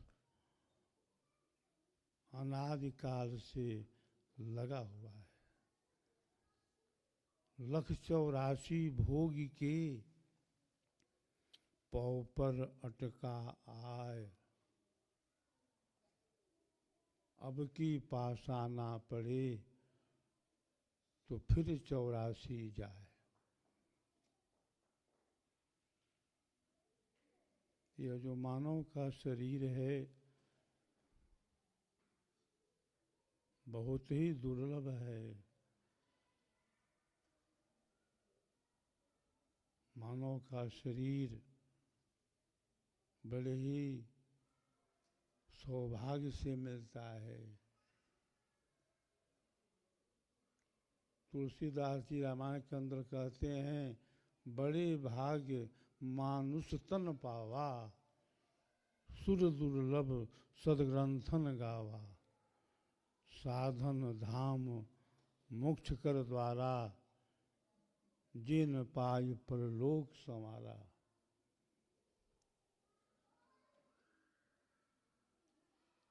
भौतिक शरीर में आकर के हम इंद्रियों के माध्यम से संसार का अनुभव कर रहे हैं। समय जा रहा है, समय किसी की प्रतीक्षा नहीं करता। कभी हम माँ के गर्भ में थे, फिर बाहर आए, शिशु कहलाए, बाल्यावस्था आई, कुमार हुए, अरे जवानी भी आ गई, बुढ़ापा घेर लिया, और अंत में हम संसार से ही कूच कर गए, चले गए। जिस शरीर में हम रहते हैं वह शरीर अगर अपना होता तो शरीर को लेकर के ही हम चले जाते। इस शरीर से कितना हमको मोह है, कितनी आसक्ति है। अपना बस चलता तो जाते समय शरीर को लेके हम चले जाते, लेकिन नहीं, शरीर तो यहीं रह जाता है, क्योंकि शरीर तो अपना है नहीं, वो तो कुछ काल के लिए मिला है। इस संसार के अंदर रह करके आपने सब कुछ जान लिया है। क्या नहीं जाना है, सब कुछ जान लिया है। किसी कवि ने कहा, खाना जाना, पीना जाना, उठना और बैठना जाना,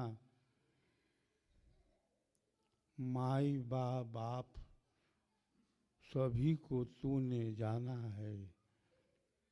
इष्ट जाना, मित्र जाना, अपना पराया जाना, अरे लड़ना झगड़ना तूने धीरे धीरे जाना है। सब कुछ तूने जाना, पर एक बात नहीं जाना, जहाँ की तुझे जाना है।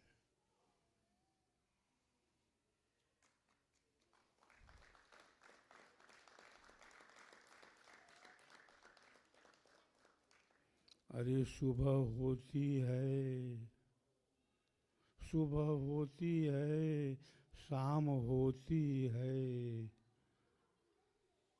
जिंदगी यूं तमाम होती है। जिस कदर हम बढ़ते गए, जिंदगी छूटती गई।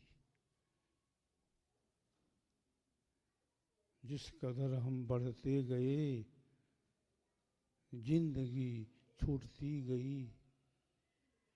जिंदगी जिंदा दिली का काम है। अरे मुर्दा दिल भी क्या खाक जिया करते हैं। खुशी के साथ दुनिया में हजारों गम भी होते हैं। जहाँ बजती है शहनाई, मातम भी होते हैं। तो बंधुओं, जीवन व्यतीत हो रहा है, समय जा रहा है। समय किसी की प्रतीक्षा नहीं करता। ये संसार की वस्तुएं सब क्षणिक हैं। कुछ काल के लिए मिली हैं। बीच ही में हमें ये सारी चीजें मिली हैं और बीच ही में छूटने वाली हैं। छोड़ करके जहाँ जाना है, वहाँ की कोई तैयारी अभी अब तक नहीं है।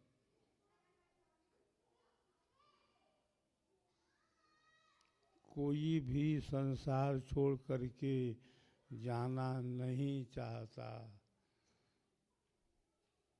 संसार से इतनी आसक्ति है, इतना मोह है।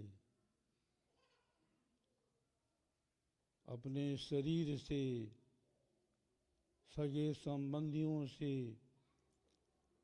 बच्चों से कोई भी यहाँ से जाने के विषय में सोचता भी नहीं है। हम देखते हैं हमारे सामने बहुत से लोग शरीर छोड़ रहे हैं, शरीर छोड़ करके चले गए, लेकिन हम अपने विषय में कभी नहीं सोचते।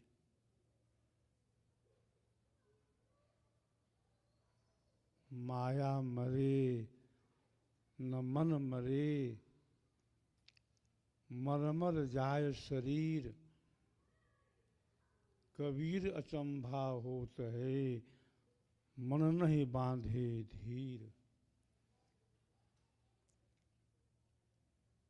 शरीर अनेकों बार छूट चुका है। अनेकों बार हम लोग माँ के गर्भ में आ चुके हैं और वही चक्र जो है अभी भी चल रहा है।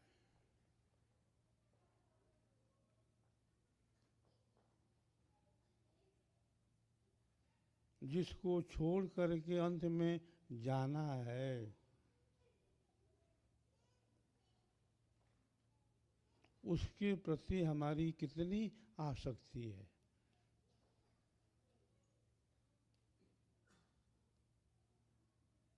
जहाँ जाना है वहाँ की कौन सोचता है। वहाँ के लिए कोई भी तैयारी अभी अब तक नहीं है और जिसको छोड़ना है उसी का फाउंडेशन नींव हम दिन रात मजबूत करने में लगे हुए हैं। जिस फाउंडेशन को नष्ट हो जाना है, गिर जाना है, उसी को हम दिन रात मजबूत करने में लगे रहते हैं। हम सभी जानते हैं कि हमें एक दिन जाना होगा। जाना कोई नहीं चाहता, जाना पड़ता है। जब कहीं कोई जाता है तो उसके लिए तैयारी भी करता है।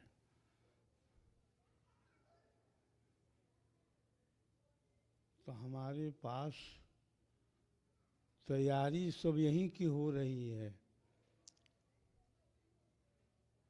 वहाँ के लिए कोई तैयारी नहीं है। वहाँ की चिंता ही क्या है। जो चीज़ आँख से दिखाई दे रही है, जिस चीज़ को हम अनुभव कर रहे हैं, उसी में हम समझते हैं कि इसी में आनंद है।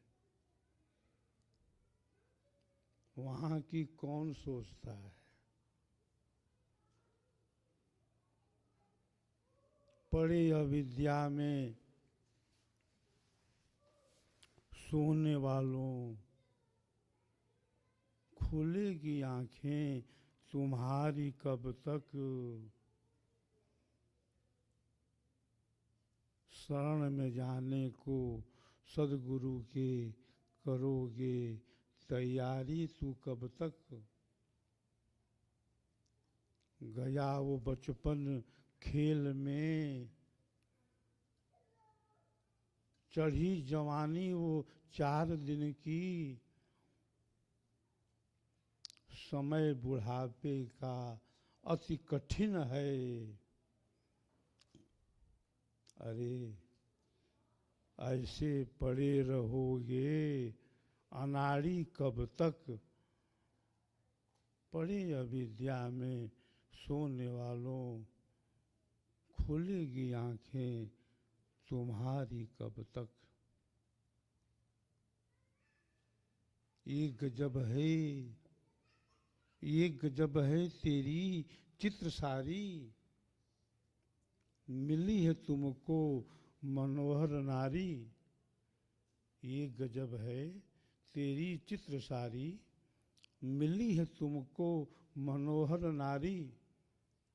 अरे बढ़ी है दौलत की एक खुमारी, बढ़ी है दौलत की एक खुमारी। रहेगी ऐसे ही जारी कब तक। पड़े अविद्या में सोने वालों, खुलेगी आंखें तुम्हारी कब तक। हमारे बीच समय समय से ऋषि महर्षि आते रहे, संदेश देते रहे, लेकिन हम सोते रहे। या निशा सर्वभूतानां तस्यां जागर्ति संयमी। यस्यां जागृति भूतानि सा निशा पश्यतो मुने।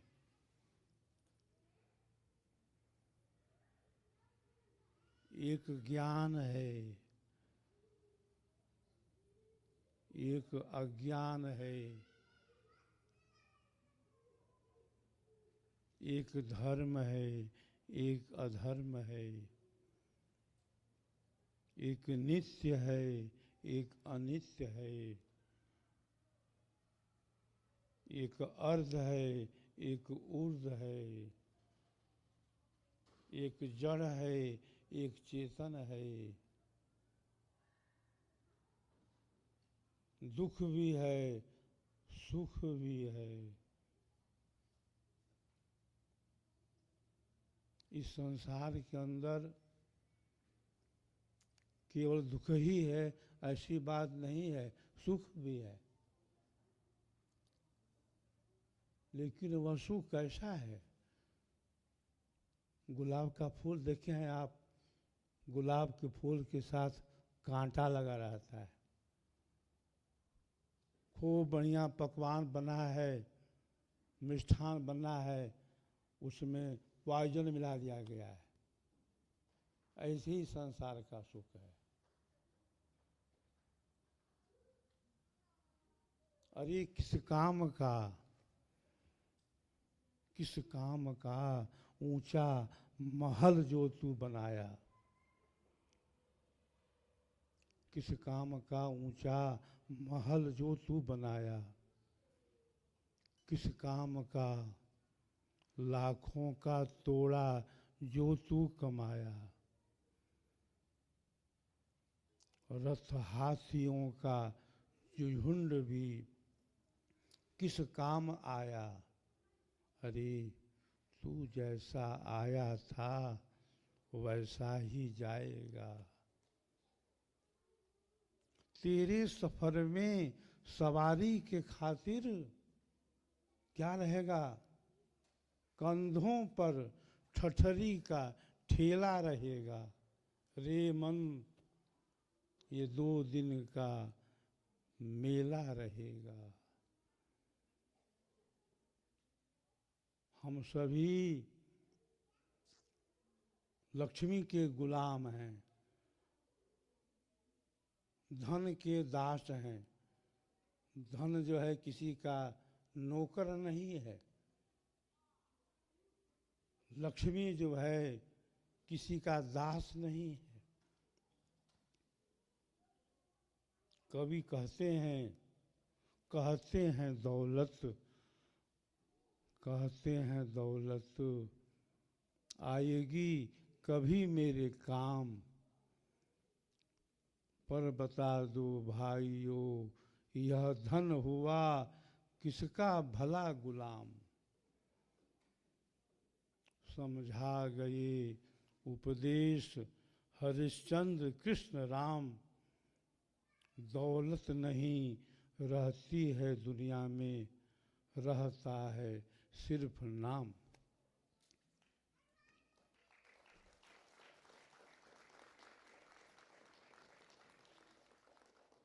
छूटेगी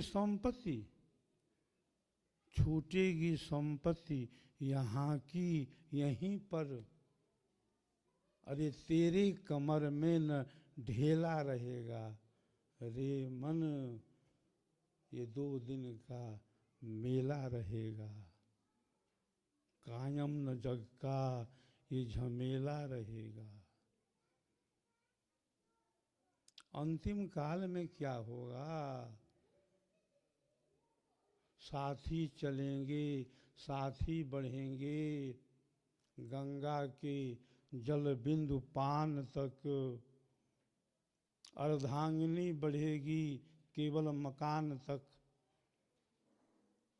अरे बेटा भी हक निभाएगा केवल अग्निदान तक। अंतिम समय में हरि भजन ही है साथी। अरे अंतिम समय में हरि भजन ही है साथी। हरि के भजन बिन तुम अकेला रहेगा। रे मन ये 2 दिन का मेला रहेगा।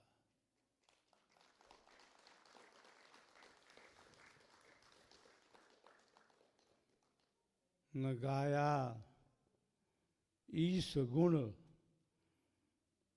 माया का गुण गाया तो क्या गाया। न भाया पुण्य केवल पाप मन भाया तो क्या भाया। तुझे संसार सरोवर में कमल के भांति जीना है।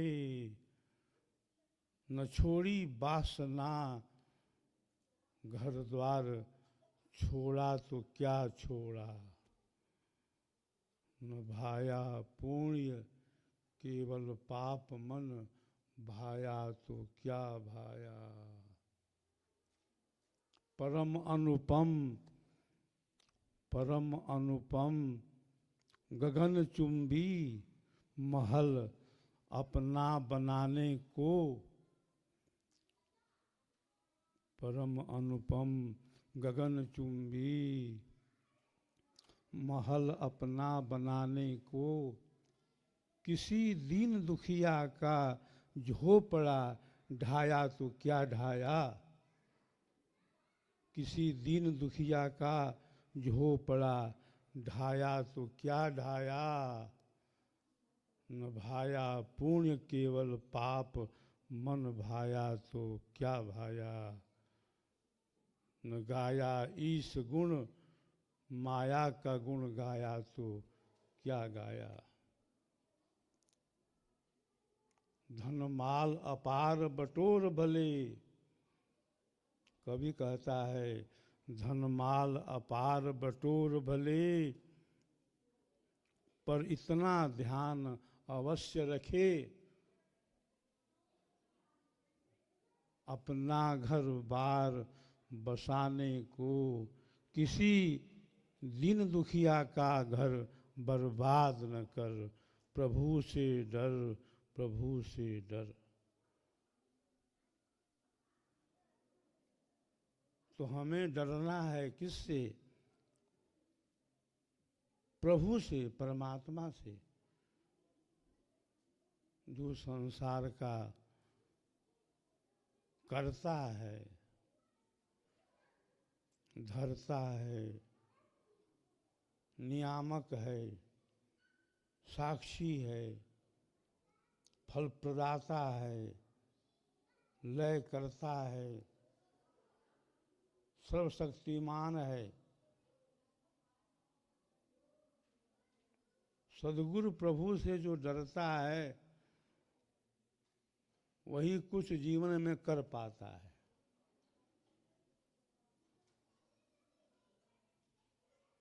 वह जो परमात्मा है, वह जो प्रभु है, सब जगह व्यापक है। ब्रह्म अनादि अनंत अखंडा, अनुभव गम्य भजहि यही संता। गोस्वामी जी ने कहा कि वह जो ब्रह्म है अखंड है, अनंत है, असीम है, अनुभव गम्य भजहि यही संता।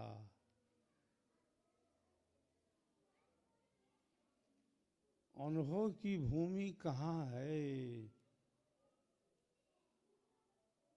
मुझे अपना अनुभव कहाँ हुआ है? अनुभव है अपने मकान का, अनुभव है अपने दुकान का, अनुभव है सगे संबंधियों का,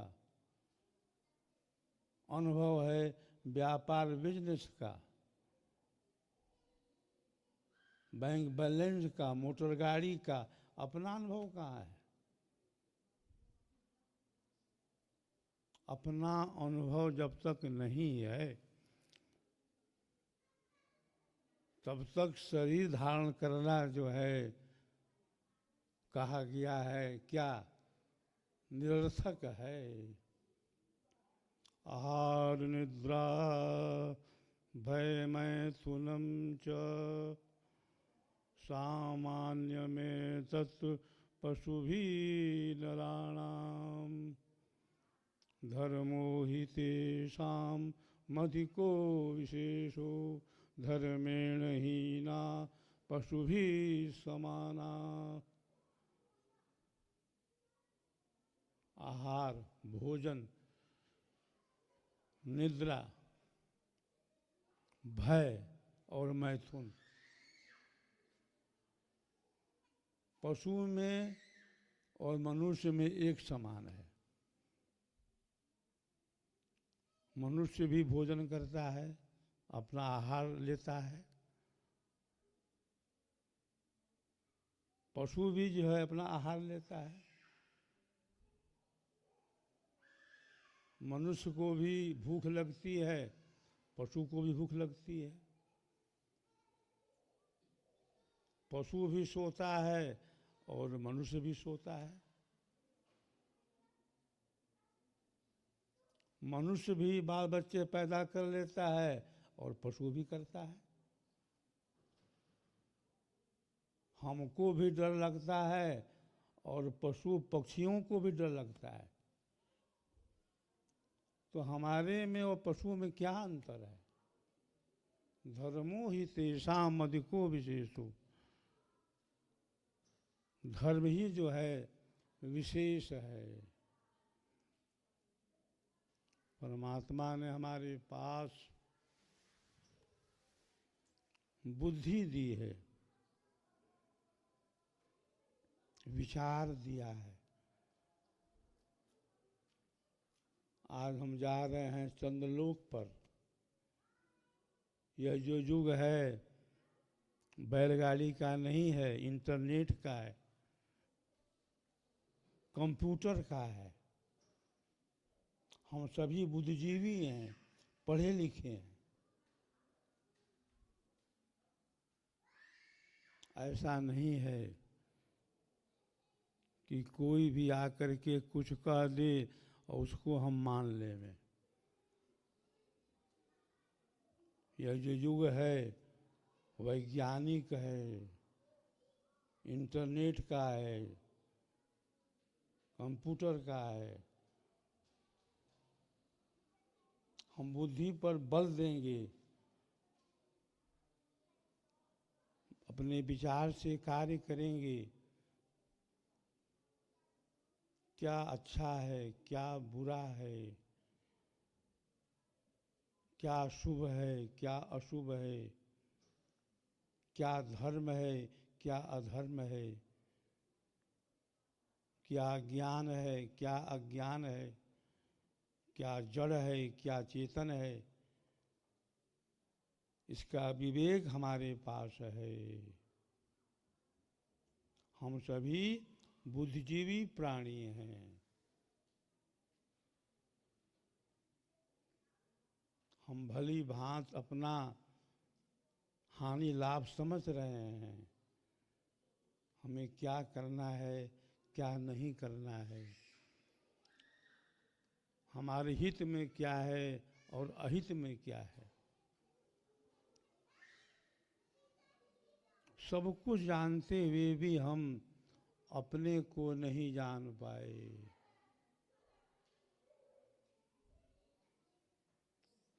अपने को जानना ही सबसे बड़ा ज्ञान है। आत्मज्ञान जब उदय भय, सुधि भई आपन देश, भेद डोरी सदगुरु दिया, गति सुषमन परवेश।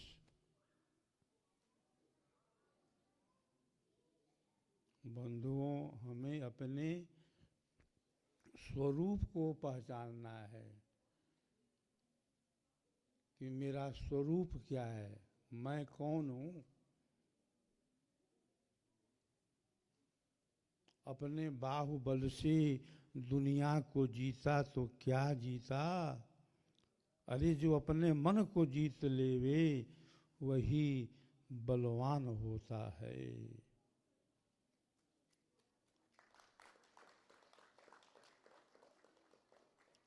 पाप कर्मों से सदा, पाप कर्मों से सदा जिसका मन है मलिन, उसको यह सदुपदेश कभी भाता नहीं। जो नहीं एकाग्र कर सकता है अपनी वृत्तियाँ, उसको तो सपने में भी ईश्वर नजर आता नहीं। अरे क्या हुआ, वेदों के पढ़ने से न पाया भेद कुछ, आत्मा जाने बिना ज्ञानी तो कहलाता नहीं। ध्यान धर इसको सुनो जो कह रहे हैं कबीर, है बिना सदगुरु के कोई मुक्ति का दाता नहीं।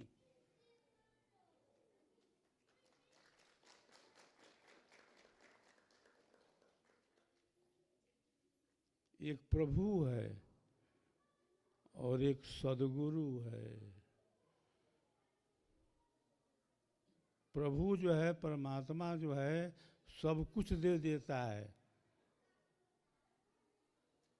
मकान, दुकान, परिवार, सर्विस, व्यापार, बिजनेस, लेकिन परमात्मा कभी अपने को नहीं देता है। सदगुरु जो है क्या करता है? सदगुरु जो है प्रभु को ही दे देता है। संतों की वाणी है, हर से तुम मत नेह कर, कर हरिजन से नेह, माल मुलुक हरि देत है, हरिजन हरि ही देत।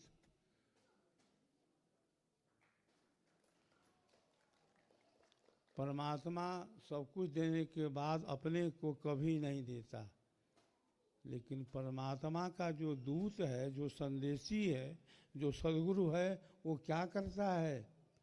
परमात्मा को ही दे देता है। गुरु हैं बड़े गोविंद से, गुरु हैं बड़े गोविंद से, मन में देख विचार, अरे हरि सुमिरे से वार है, गुरु सुमिरे से पार। तो हमारा आपका सौभाग्य है कि हमारे बीच सदगुरु का अवतार हुआ है।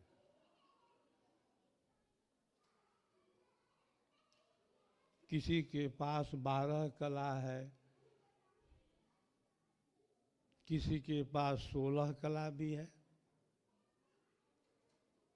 और विहंगम योग के प्रणेता जो सदगुरु सराफल देव जी अमर हिमालय योगी हैं, उन्होंने कहा 20 कला भूषित गुरुदेवा, सच्चिदानंद भाव तन सेवा, जग जीवन से अलग है, 20 कला यही माँ, सदगुरु प्रभु का रूप है, शब्द कला गुण जाए। प्रेम भक्ति सदगुरु करो, सदगुरु अलख लखाए, प्रथम मिलन गुरु फिर प्रभु, जन्म मरण दुख जाए।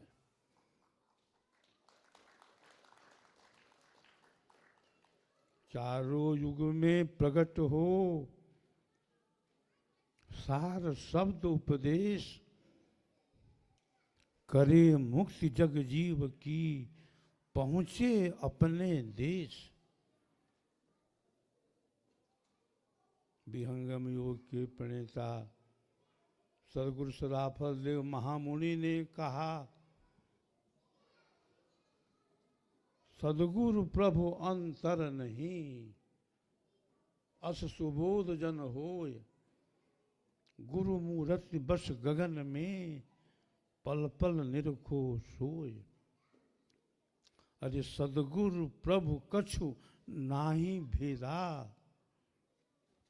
सदगुरु सुमिरी मिटाहि सब खेदा, पुण्य पुंज से सदगुरु पावे, मोह शोक दुख विपदा भागे, सदगुरु रक्षक जीव जहाना, यही सम शांति उपाय न आना।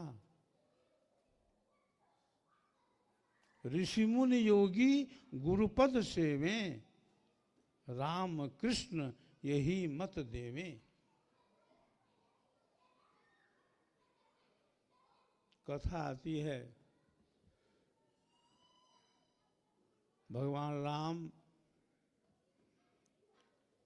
एक बार संसार से उदासीन हो गए,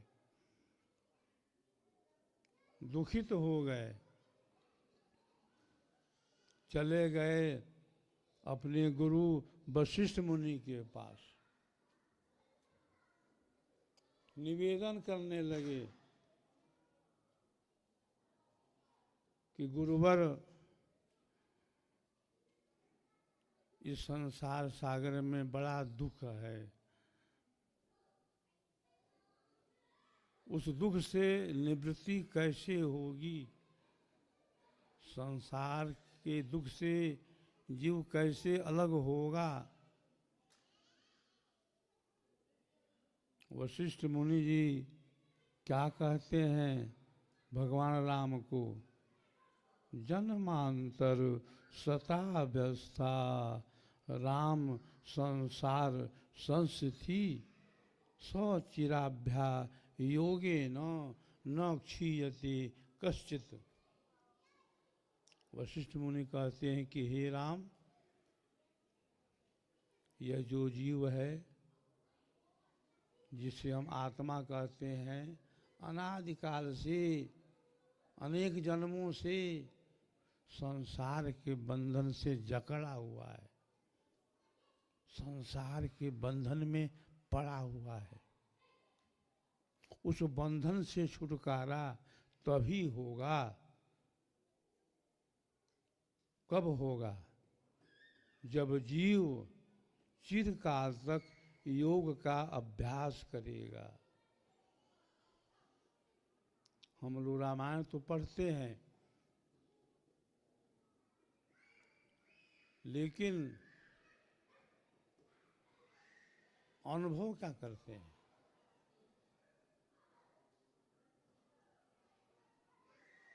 अनुभव कुछ नहीं है,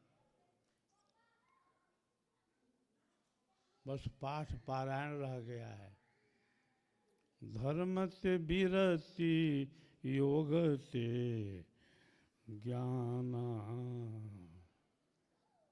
ज्ञान मोक्ष प्रत वेद बखान।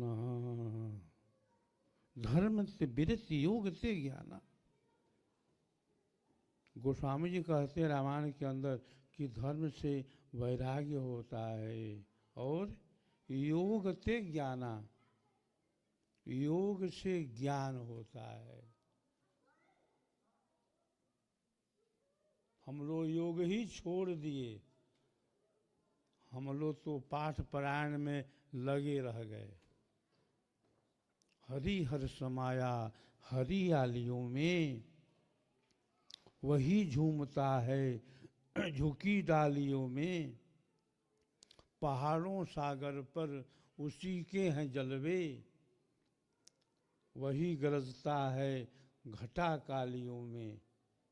अरे जिस तरह अग्नि कसोला, जिस तरह अग्नि कसोला संग में मौजूद है, उस तरह परमात्मा हर रंग में मौजूद है। सब जगह मौजूद है, सब जगह मौजूद है, पर क्यों नजर आता नहीं? योग साधन के बिना उसे कोई पाता नहीं।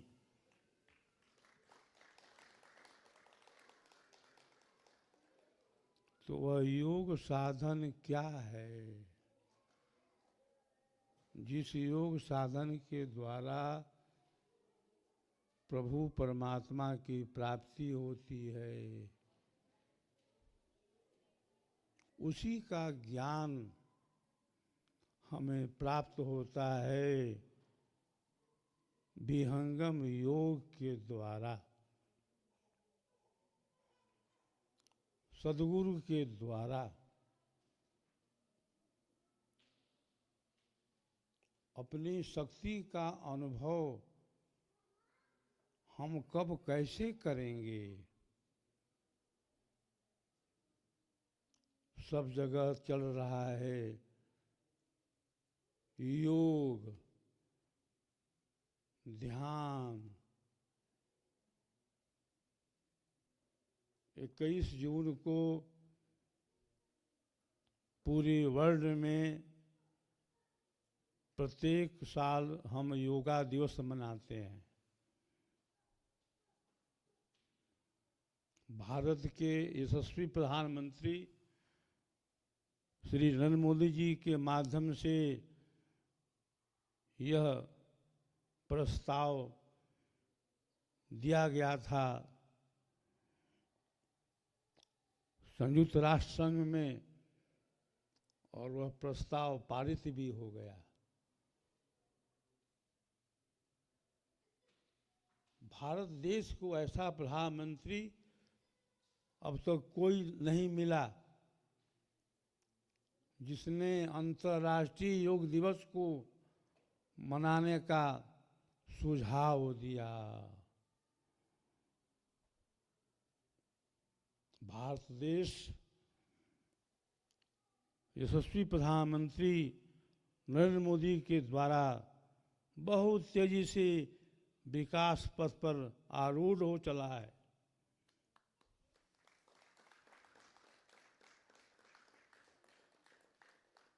भारत के प्रधानमंत्री महोदय ने भारत के मस्तक को ऊंचा उठा दिया है। आज पूरा वर्ल्ड जो है योग करने में लगा हुआ है। मैं तो कहता हूं कि ऐसा प्रधानमंत्री न भूतो न भविष्यति, कभी न हुआ न होगा।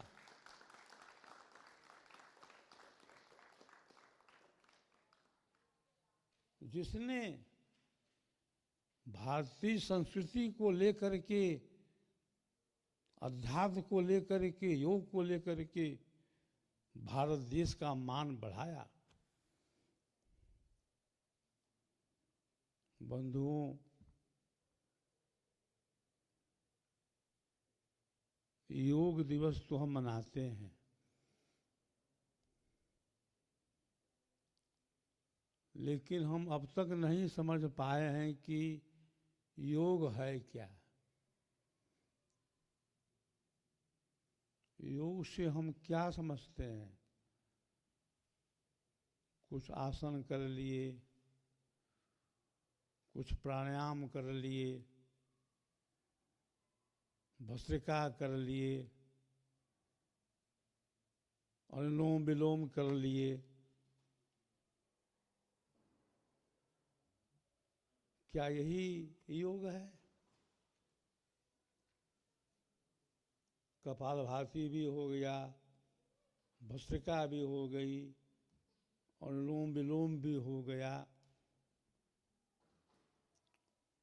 सिर के बल हम खड़े भी हो गए, पेट को हम फुला लिए, पेट को पचका भी लिए। क्या यही योग है? विहंगम योग कहता है कि यह योग नहीं है, यह तो योग का उपहास है।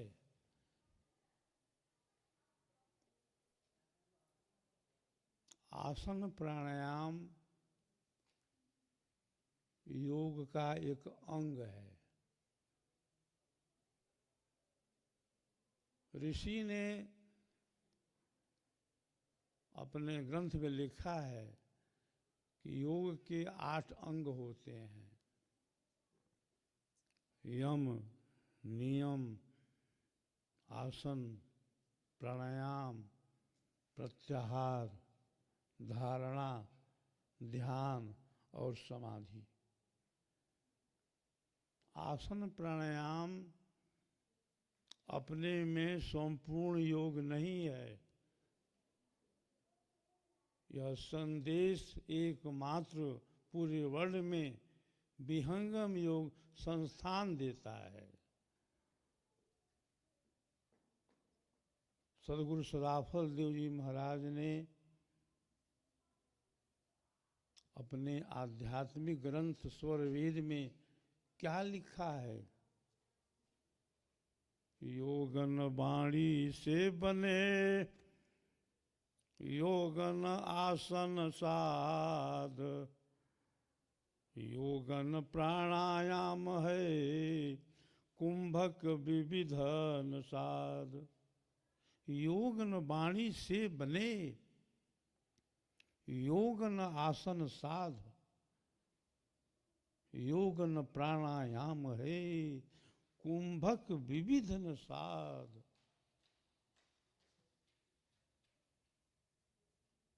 सदगुरुदेव कहते हैं कि योग जो है वाणी का विषय नहीं है, योग आसन का विषय नहीं है, योग प्राणायाम का विषय नहीं है। जहाँ योग है वहाँ पर ऋषक नहीं है, कुंभक नहीं है।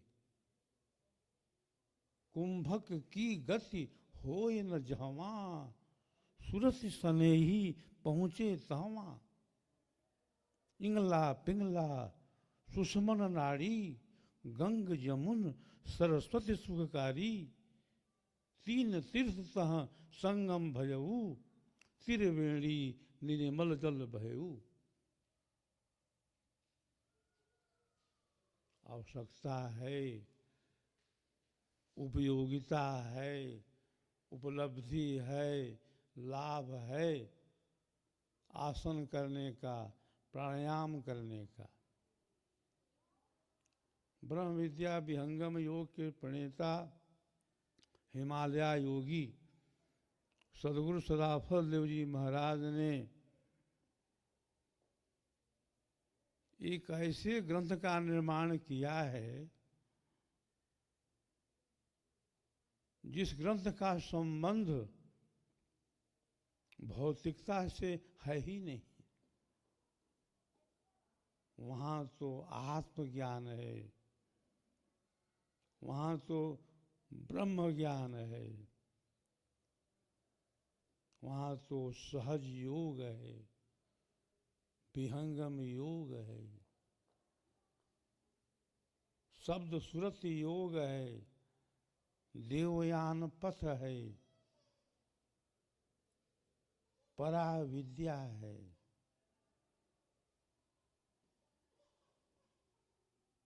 योगा की आवश्यकता है।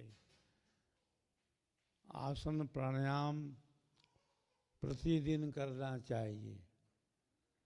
विहंगम योग के प्रणेता सदगुरु सदाफल देव जी महाराज प्रतिदिन योग करते थे, प्रतिदिन प्राणायाम करते थे। रेचक पूरक कुंभक करते थे। योग के जितने भी आसन हैं प्रमुख आसनों को करते थे।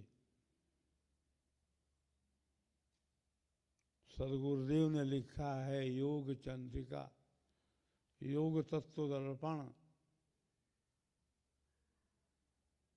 तो अभी जिस योग का प्रचार देश विदेश में हो रहा है बंधुओं, वह योग नहीं है।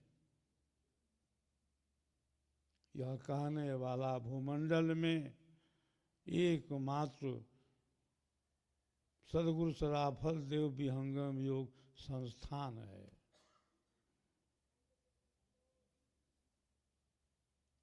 सदगुरु सदाफल देव जी महाराज ने कहा कि आज देश विदेश में जितने भी योग के केंद्र खुले हुए हैं, जितने ध्यान के केंद्र खुले हुए हैं, सबका आधार शारीरिक है, मानसिक है, बौद्धिक है, ऐन्द्रिक है, प्राकृतिक है, जड़ है।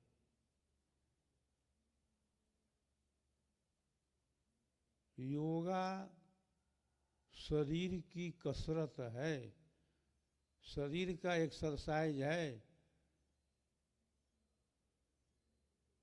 आसन कई तरह के होते हैं, शरीर का आसन तो है ही है जो हम प्रतिदिन कर रहे हैं। सिद्धासन है, पद्मासन है, स्वस्तिक आसन है, मंडूक आसन है, वज्रासन है, शीर्षासन है, मयूरासन है, बहुत सारे आसन हैं। आसन है तन शांति का, मन शांति अभ्यास, अनुभव आत्म शांति का, जाय छूटे अध्यास। आसन मारे आप में, आपा डारे खोय, कहें मुनिंद्र सो योगी, सहजे निर्मल होय। तन का आसन है, मन का आसन है, जीव का आसन है, अक्षर का आसन है। आज सारा विश्व जो है तन मन के आसन में भूला हुआ है। विहंगम योग के प्रणेता सदगुरु सदाफल देव जी महाराज ने कहा कि तन मन के साथ साथ आत्मा का आसन भी है, और आत्मा के परे जो अक्षर सत्ता है उसका भी आसन है। चांचरी भूचरी अगोचरी, उनमुनि खेचरी, अरे पांचों की गम नाही, अधर तान तानिए, रेचक पूरक कुंभक के ढंग नाही। पढ़े गुनय वाद करे, कबहु नहीं मानिए, श्वासा का जाप करे, झूठ सो बखानिए। अक्षर पार निह अक्षर भरपूर, कहें मुनिंद्र सो सत्य कर मानिए। तो योगा शरीर की कसरत है, एक्सरसाइज है। योगा करने से शरीर हमारा निरोग रहता है। हृदय, फेफड़ा, यकृत सब ठीक तरह से कार्य करता है, प्राणों में ओज हो जाता है। प्राणायाम करने से बुद्धि का जो मल है, बुद्धि का जो आवरण है वो दूर हो जाता है, बुद्धि का विकास होता है। प्राणायाम के भी कई सारे भेद हैं। प्राण अपान का जो मेल है वो भी प्राणायाम है। सबका जीवन प्राण है, सबका एक आधार, अज अद्वैत अनाम है, परम पुरुष करतार। प्राण ही जीवन है, प्राण ही आयु है, अरे यह तो प्राण वायु है। योगी जो है सिद्धासन से बैठ करके अपान को प्राण में मिला देता है। प्राण के द्वारा हम श्वास को लेते हैं, श्वास को छोड़ते हैं। प्राण ही तो जीवन है, सबका जीवन प्राण है। प्राण न रहे तो शरीर की कोई महत्व नहीं है।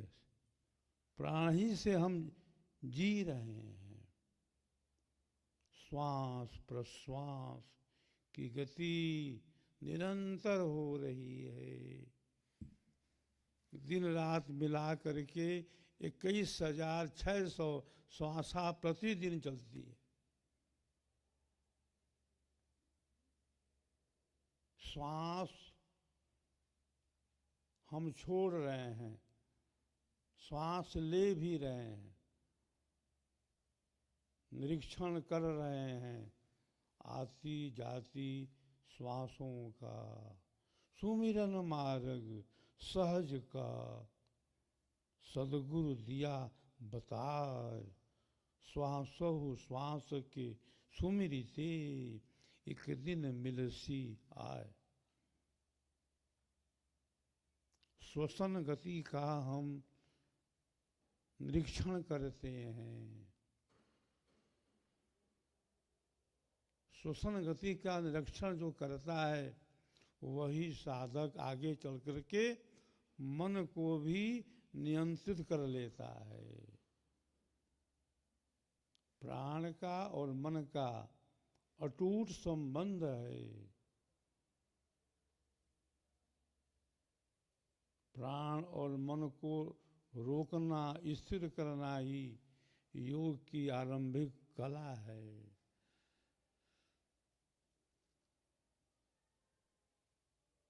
योगा योग नहीं हो सकता। योगा आसन है, प्राणायाम है, योग नहीं है। योग कभी योगा नहीं होगा, योगा कभी योग नहीं होगा। योग कहते हैं संबंध को, योग कहते हैं जोड़ को, योग कहते हैं मेल को। किसका किससे मेल? शरीर का परमात्मा से मेल नहीं है। मन का परमात्मा से मेल नहीं है। प्राण का मेल जो है प्रभु से नहीं है। बुद्धि का मेल प्रभु से नहीं है। किसका मेल है? आत्मा परमात्मा का मेल है। आत्मा चेतन है, प्रभु भी चेतन है। विहंगम योग के अंदर विहंगम योगी जीव को ब्रह्म में मिलाता है। जीव का ब्रह्म में मिलना ही विहंगम योग है। सदगुरुदेव ने कहा है स्वरवेद के अंदर,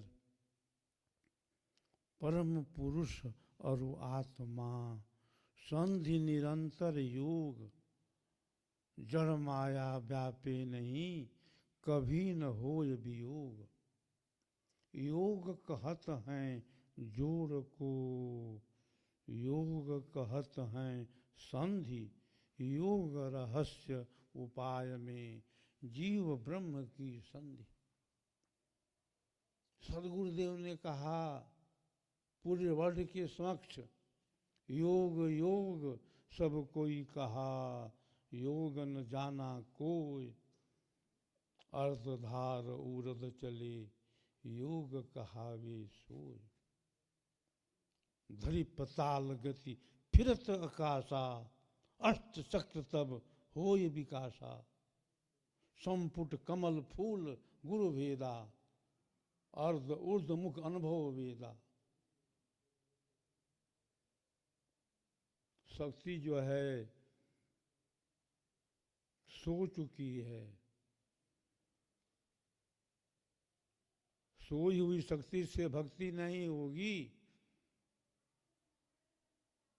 वहां तो कर्म है। जैसा कर्म कमाएगा वैसा ही फल पाएगा। अरे खिला जो फूल जवानी का, खिला जो फूल जवानी का, वो भी एक दिन मुरझाएगा। जप सत्य नाम तुम सुबह शाम,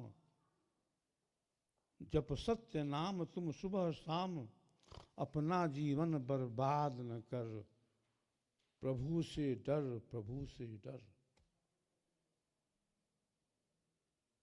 विहंगम योग वह योग है जिस योग के द्वारा सदगुरु के प्रकाश में आत्मा जो है परमात्मा को प्राप्त करता है। सदगुरु सदाफल देव जी महाराज ने पूरे विश्व के सामने ये संदेश दिया है कि आज भूमंडल में जितने भी मजहब हैं, जितने भी संप्रदाय हैं, जितने भी मत हैं, सबका आधार शारीरिक है, मानसिक है, बौद्धिक है, ऐन्द्रिक है, भौतिक है। सदगुरु सदाफल देव जी ने कहा, प्रकृति आधार चलहि सब पंथा, मन अरु प्राण बुद्धि सब संथा।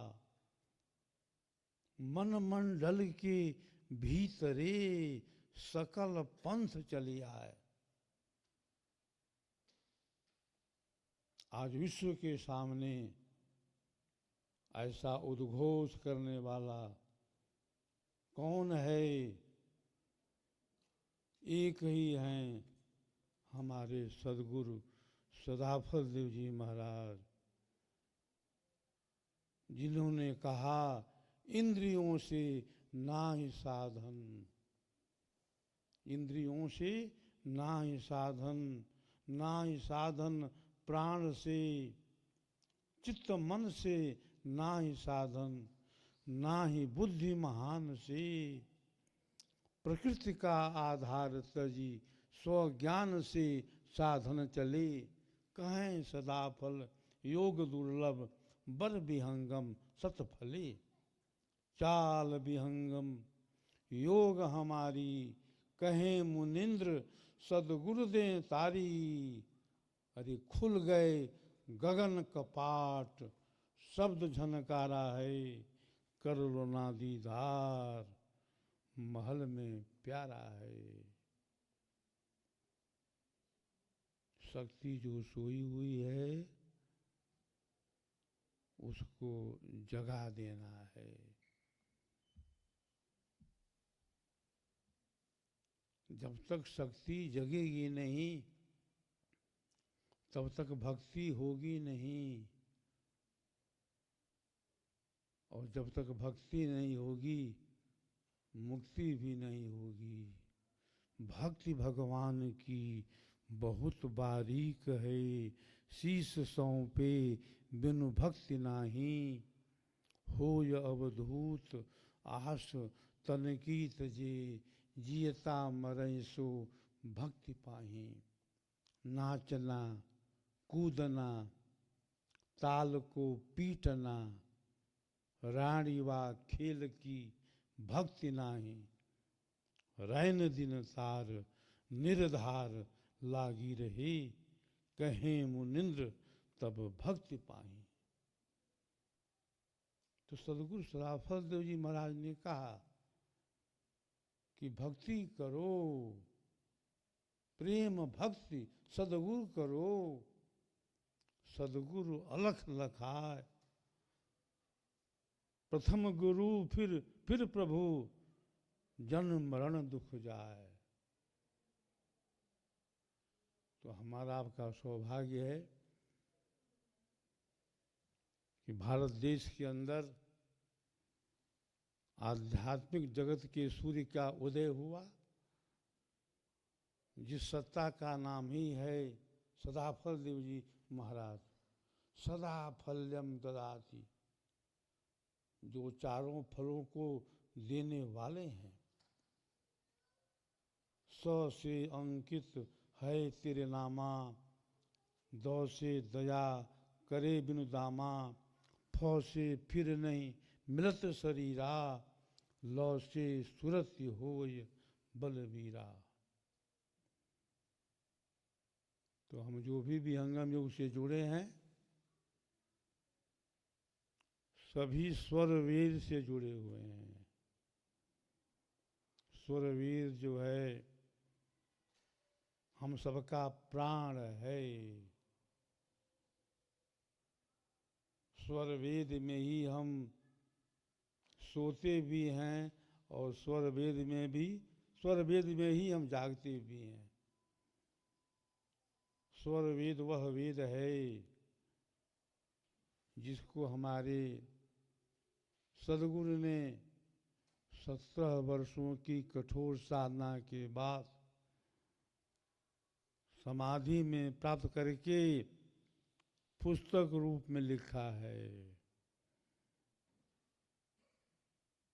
जो भी विहंगम योग से जुड़े हैं सभी जानते हैं कि हमारे सदगुरु सदाफल देव जी पढ़े लिखे बिल्कुल नहीं थे।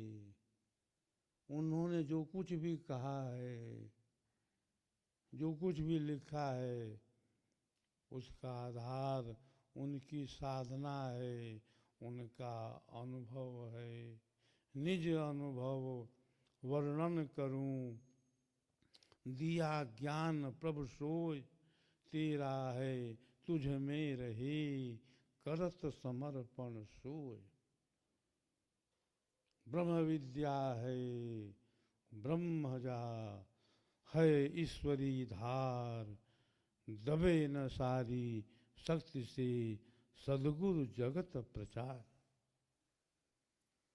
हंस हंसिनी शुद्ध है, दीजय बोध लखाय, भूमंडल परचार है, छान बीन सब आय। ब्रह्म विद्या विहंगम योग के अंदर बहुत से विषय हैं, बहुत सारे ज्ञान हैं। सबसे पहले हमें अपने चंचल मन को कंट्रोल करने की विधि सीखनी है। मन बहुत दौड़ रहा है, मन बहुत भाग रहा है।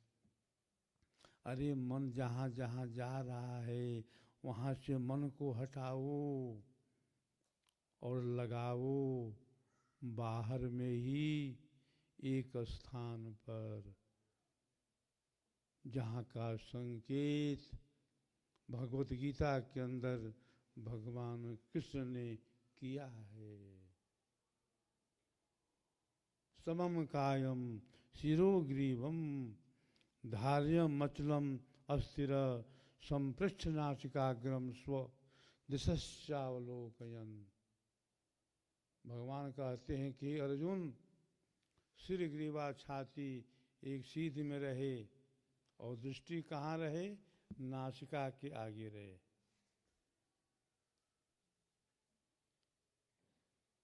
जिस वस्तु को हम देखते हैं आंखों से,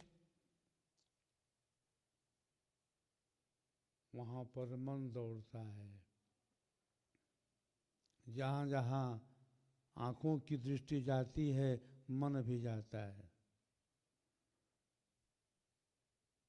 जहाँ दृष्टि है वहीं पर सृष्टि है। तो मन जो है वो चंचल है, वो दौड़ रहा है, भाग रहा है। उसी चंचल मन को हमें स्थिर करने का बार बार अभ्यास करना है। हम सभी आसन से बैठेंगे।